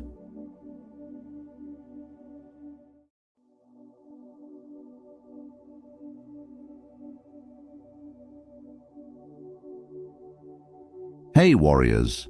The sun doesn't ask permission to rise. It doesn't question whether it's worthy of illuminating the world. It simply rises, faithful, consistent, unstoppable. And so can you. Every morning, you stand at the edge of possibility. Before the world demands your attention, before the noise drowns out your inner voice, before doubt whispers its familiar lies, there's a sacred moment, a breath, a choice. What you feed your mind in these early hours doesn't just shape your day. It shapes your destiny. Epictetus once said, "It's not what happens to you, but how you react to it that matters." Your mornings are the training ground for that reaction. They're where you build the mental fortress that will protect you when storms come. They're where you plant the seeds that will bloom into the garden of your life. Most people wake up and immediately surrender their power. They reach for their phones, scroll through other people's lives, absorb bad news, check emails that demand pieces of their soul. They start their day in reaction mode, and they wonder why they feel powerless by noon. But you're different. You're here because something in you knows there's another way. You're here because you've felt the whisper of your potential, and you're tired of silencing it. You're here because you understand that transformation doesn't happen in grand, sweeping moments. It happens in the quiet discipline of your morning routine. Dr. Hal Elrod, creator of The Miracle Morning, discovered this truth after a devastating car accident left him with permanent injuries. He found that the quality of his mornings determined the quality of his life. He learned that who you are in the first hour of your day is who you become by the end of it. Think about it. A tree doesn't grow fruit overnight. It draws from deep roots, day after day, pulling nutrients from the soil in the quiet darkness where no one sees. Your morning practice is that root system. What you do when no one's watching, when the world is still asleep, when it's just you and your commitment, that's what nourishes everything that grows in your life. You don't need to be extraordinary to start this journey. You just need to be willing to wake up 15 minutes earlier, willing to sit with yourself before you sit with the world, willing to believe that small, consistent actions compound into remarkable transformations. The 7 principles I'm about to share with you aren't just ideas, they're invitations. Invitations to reclaim your mornings, invitations to rebuild your mindset, invitations to remember who you really are beneath all the conditioning, all the fear, all the stories you've been told about your limitations. These aren't quick fixes or empty motivational slogans. They're grounded practices that have transformed countless lives, including my own research into human potential and behavioral psychology. They're backed by science, refined by wisdom, and proven by people just like you who decided that enough was enough. So, before we dive in, type "I rise" if you're ready to own your mornings starting tomorrow. Number 1. Gratitude before ambition. Most people wake up chasing success, chasing approval, chasing the feeling that they're finally enough. They sprint toward tomorrow while completely missing the gifts of today. And the cruel irony, they never arrive. Because a mind trained to always want more can never rest in what it has. But what if you reversed the order? What if, before you reached for anything external, you anchored yourself in internal abundance? This is the power of starting your morning with gratitude. Psychologist Dr. Robert Emmons, who has spent decades studying gratitude, discovered something profound. Gratitude isn't just a feel-good emotion. It's a cognitive restructuring tool. When you practice gratitude, you literally rewire your brain's neural pathways. You train your mind to seek evidence of good rather than catastrophize about what's missing or wrong. Think about how you typically wake up. Maybe your first thought is about the difficult meeting ahead, the bills you need to pay, the argument you had yesterday, the body you wish you had, the success you haven't achieved yet. Your mind immediately goes to the gap, the space between where you are and where you think you should be. That gap becomes a prison. It colors every moment with inadequacy. It turns your life into a never-ending race where the finish line keeps moving. But gratitude dissolves the gap, not by denying your problems or abandoning your goals, but by helping you recognize that you're already standing on holy ground. You already have so much, and when you start from a place of enough, you move through the world with completely different energy. Here's what this looks like practically. Before you check your phone, before you even get out of bed, name 3 specific things you're grateful for. Not generic items. Be specific. Not, I'm grateful for my family, but I'm grateful for the way my daughter laughed yesterday when she tried to teach me her silly dance. Not, I'm grateful for my health, but I'm grateful that my legs carried me through that walk when my mind was heavy. The specificity matters because it trains your attention. Your brain is a spotlight. It illuminates whatever you point it toward. When you practice specific gratitude, you're teaching your brain to notice the small miracles that fill your ordinary days. Neuroscience backs this up. Studies using fMRI scans show that gratitude activates the prefrontal cortex and anterior cingulate cortex, the parts of your brain responsible for decision-making, emotional regulation, and social connection. Regular gratitude practice increases gray matter volume in these regions. You're literally growing the parts of your brain that help you navigate life's challenges with resilience and wisdom. But here's the deeper truth that most gratitude advice misses. Gratitude isn't just about being thankful for good things. True gratitude includes the hard chapters, the failures that taught you, the losses that deepened you, the pain that cracked you open so more light could get in. When you can find gratitude for the whole story, not just the highlight reel, you unlock a different kind of power. You stop being a victim of your circumstances and become a student of your life. Everything becomes material for growth. Nothing is wasted. This doesn't mean pretending everything is fine when it's not. It doesn't mean bypassing genuine grief or anger. It means holding both truths. Life is hard, and there is beauty. You're struggling, and you're blessed. You haven't arrived, and you're exactly where you need to be. Writer Melody Beattie said it perfectly. Gratitude unlocks the fullness of life. It turns what we have into enough, and more. It turns denial into acceptance, chaos to order, confusion to clarity. It can turn a meal into a feast, a house into a home, a stranger into a friend. That's what your morning gratitude practice does. It turns the ordinary into the sacred. It reminds you that you don't need a different life to be happy.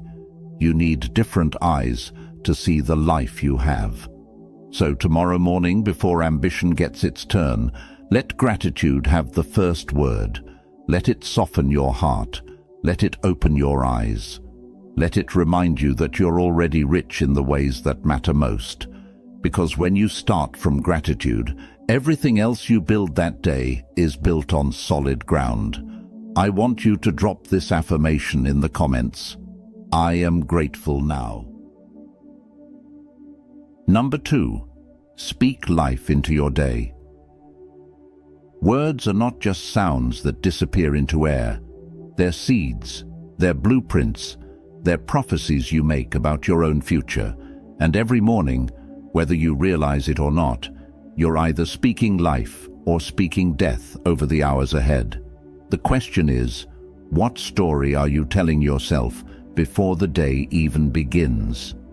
Dr. Masaru Emoto, a Japanese researcher, conducted fascinating experiments with water crystals.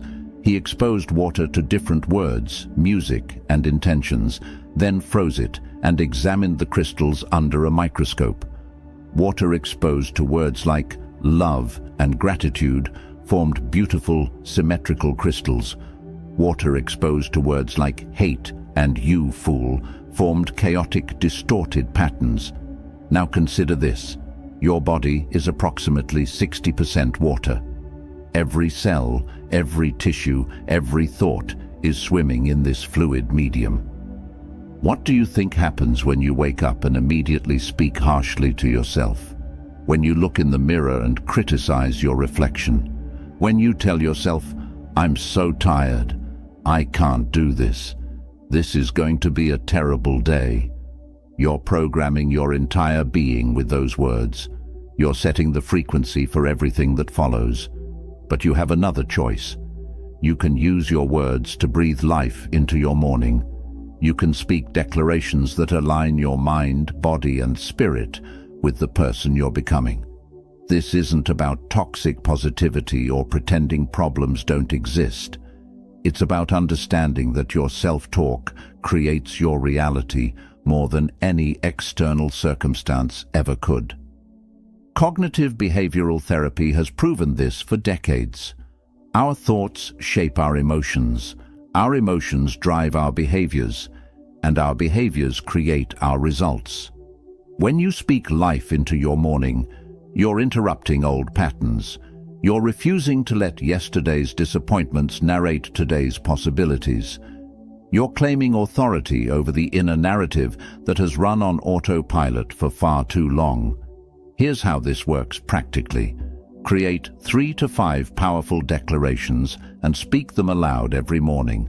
Not just think them, speak them. There's neurological power in hearing your own voice affirm truth.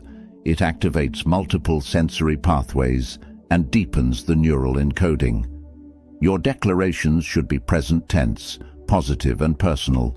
Not "I will be confident," but "I am confident."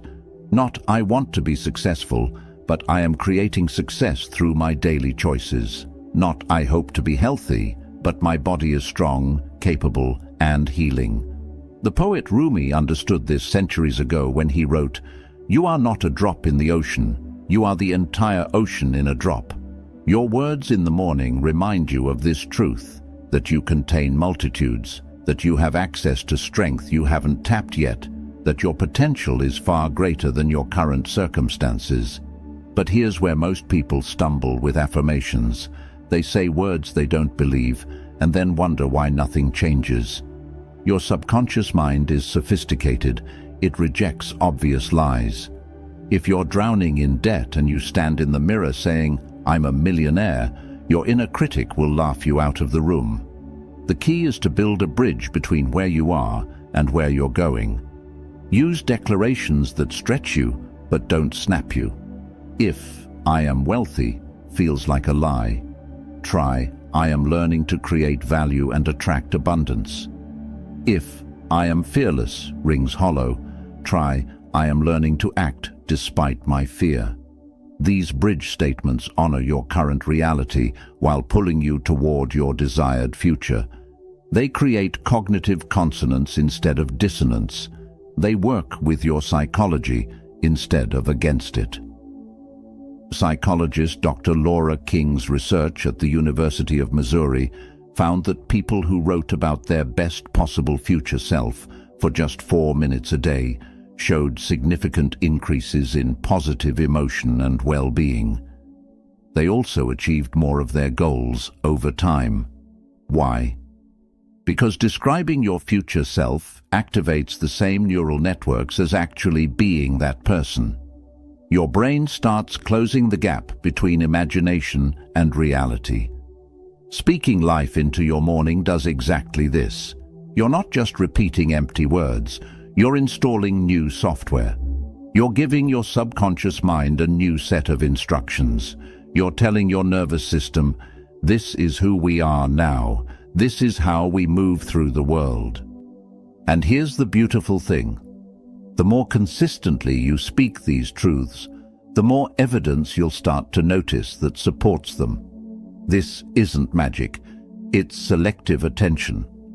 Your brain has a filtering system called the reticular activating system that determines what information gets through to your conscious awareness. When you declare, I am capable of handling challenges, your RAS starts flagging all the moments when you do handle challenges successfully. You begin to see proof everywhere. Over time, the words you speak become the life you live, not because you wished it into existence, but because you trained your mind to see opportunities, your heart to stay open to possibility, and your will to take action aligned with your declarations. So tomorrow morning, stand tall, place your hand on your heart, look yourself in the eye if you can, and speak life, speak truth, speak the person you're becoming into existence. Because you are not just a passive recipient of whatever life brings, you are a creator. And it all starts with the words you choose when the day is new and anything is still possible. Number 3, move your body, shift your state. You cannot think your way into a new state of being. You cannot journal your way out of stagnation. You cannot meditate yourself into momentum. At some point, you have to move. Your body is not separate from your mind. It's the vehicle through which your mind experiences reality, and every emotion, every thought pattern, every state of consciousness has a corresponding physical signature. When you change your body, you change everything. This is why movement must be part of your morning, not because you need to punish yourself for yesterday's choices, not because you're trying to earn your worth through burning calories, but because motion creates emotion. Because your physiology directly influences your psychology, because sometimes the fastest way to shift a stuck mind is to move a stuck body. Dr. John Ratey, a psychiatrist at Harvard Medical School and author of Spark, the Revolutionary New Science of Exercise and the Brain, has spent his career studying the connection between physical movement and mental performance. His research shows that exercise doesn't just make your body stronger, it fundamentally changes your brain chemistry. When you move your body, especially in the morning, several powerful things happen simultaneously. Your brain releases BDNF, brain-derived neurotrophic factor, which acts like fertilizer for your brain cells, helping them grow and make new connections. You flood your system with endorphins, dopamine, and serotonin, your natural antidepressants and mood elevators. You increase blood flow to your prefrontal cortex, enhancing decision-making, focus, and emotional regulation. You reduce cortisol levels, lowering stress and anxiety. In other words, movement is medicine. It's therapy. It's a reset button for your entire system. But here's what most people misunderstand about morning movement. It doesn't have to be intense to be effective. You don't need to run 5 miles or do a brutal HIIT workout at 5 a.m. In fact, for many people, that level of intensity first thing in the morning can spike cortisol and leave you exhausted. What matters most is consistent, intentional movement that awakens your body and signals to your nervous system, we're alive, we're capable, we're ready for this day. This could be 10 minutes of stretching, a short yoga flow, a walk around your neighborhood as the sun rises, dancing to your favorite song in your living room, some push-ups and squats. Whatever movement feels accessible and sustainable for you. The goal isn't performance, it's presence. You're not training for a competition. You're tuning into your body. You're honoring the miracle of this physical form that carries you through life. You're breaking the spell of mental rumination by dropping into sensation. Philosopher Friedrich Nietzsche, who struggled with chronic illness most of his life, understood this deeply.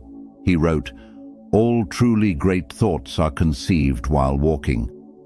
He knew that movement unlocked something in the mind that sitting still could never access. The rhythm of steps, the flow of breath, the engagement of muscles, it all conspires to free the mental energy that gets trapped in patterns of worry and overthinking. Think about how different you feel after moving versus after lying in bed, scrolling for 20 minutes. After movement, you feel alive, capable, grounded. After scrolling, you feel depleted, scattered, inadequate. Same morning, completely different state, all because of what you did with your body. There's also something primal and powerful about meeting the morning with movement. For thousands of years, humans had to move to survive, to hunt, to gather, to explore, to protect. Your body still carries that ancient programming. When you move in the morning, you're honoring your evolutionary design. You're telling your nervous system, we're not in danger, we're not stuck, we're alive and active and engaged with life. This is especially crucial if you have a sedentary job. If you're going to spend 8 hours sitting at a desk, starting your day with movement becomes even more essential. You're front-loading your day with the physical activity your body craves. You're depositing energy into your account before you start making withdrawals. And here's a profound truth that emerges when you commit to morning movement. You start to trust yourself again. Every morning you show up and move your body, even when you don't feel like it. You're proving to yourself that you keep your promises. You're demonstrating that your commitment to your well-being is stronger than your momentary comfort. That self-trust spills into every other area of your life. When you can get yourself to move in the morning, you can get yourself to have that difficult conversation, to start that project, to make that change you've been postponing. You don't need to love every minute of it. Some mornings, movement will feel effortless and joyful. Other mornings, it will feel like pushing a boulder uphill. Both mornings count. Both mornings are building the person you're becoming. Start small. Commit to just 5 minutes tomorrow morning. Before you check your phone, before you make coffee, before you do anything else, move your body. Stretch toward the ceiling, roll your shoulders, shake out your limbs. Take 10 deep breaths while doing gentle movements. Those 5 minutes will change your morning, and your morning will change your day, and your days will change your life. Because you're not just exercising, you're embodying the truth that you have agency, that you're not a passive victim of circumstance or mood or motivation, that you can shift your state by shifting your body, and that changes everything. If you're committing to move your body tomorrow morning, comment, I move. Number 4. Feed your mind before the world feeds it lies. Every morning, there's a war for your attention, a battle for your mental real estate. And the winner of that battle determines not just your mood for the day, but the trajectory of your entire life. The world wants to feed you fear, outrage, comparison, envy, division. It wants to convince you that you're behind, that everyone else has it figured out, that danger lurks around every corner, that you're not enough and you never will be. And if you're not intentional, if you don't guard the gates of your mind in those precious morning hours, the world will win. This is why you must feed your mind truth before the world feeds it lies. Marshall McLuhan, the philosopher and media theorist, famously said, "The medium is the message." He understood that it's not just what we consume that shapes us, it's how and when we consume it. When you reach for your phone the moment you wake up, before your mind has even fully emerged from sleep, you're in a highly suggestible state. You're in hypnosis, essentially. And whatever enters your consciousness in that vulnerable window gets embedded deep. Think about what most people do. They grab their phone while still in bed. They scroll through social media and see carefully curated highlight reels that trigger inadequacy. They check the news and absorb stories of tragedy, conflict and chaos. They read emails from work that immediately put them in reactive mode. They compare their behind-the-scenes reality to everyone else's polished performance, and they wonder why they feel anxious, overwhelmed, and defeated before breakfast. Your morning input becomes your daily output. What you feed your mind first thing shapes your thoughts, which shape your emotions, which shape your actions, which shape your results. It's a chain reaction that starts the moment you open your eyes. But you can break this chain. You can reclaim your morning mind by being ruthlessly intentional about what you allow into your consciousness. Instead of scrolling, read something that elevates you. Not the news, not social media, not emails, but wisdom, philosophy, scripture, poetry, biographies of people who overcame what you're facing, books that challenge and expand your thinking. Even just 10 minutes of reading something meaningful in the morning can shift your entire mental framework for the day. You're choosing wisdom over noise, depth over distraction, growth over gossip. Dr. Jordan Peterson, clinical psychologist and professor, speaks often about the importance of having a higher ideal to orient your life toward. He explains that without something transcendent to aim at, we become lost in the chaos of daily life, tossed around by every passing emotion and circumstance. Morning reading of meaningful content serves this function. It reconnects you to that higher ideal, to the values and principles that matter most to you. When you read about someone who persevered through impossible odds, you remember that you can too. When you absorb wisdom about resilience, you build your own. When you encounter ideas that challenge your thinking, you grow beyond your current limitations. This isn't about becoming someone else. It's about becoming more of who you truly are by exposing yourself to examples and ideas that call forth your potential. But reading isn't the only way to feed your mind. Listening works too. Podcasts, audiobooks, lectures, interviews with people who've walked the path you're on. The key is intentionality. You're choosing content that builds you up rather than tears you down, that expands your thinking rather than contracts it, that reminds you of possibility rather than limitation. Here's a powerful practice. Create a morning inspiration folder on your phone or computer. Fill it with quotes that move you, passages from books that changed you, recordings of speeches that fire you up, images that inspire you. Then, before you check anything else, spend 5 to 10 minutes with this content. You're not just consuming information, you're setting the energetic and emotional tone for your day.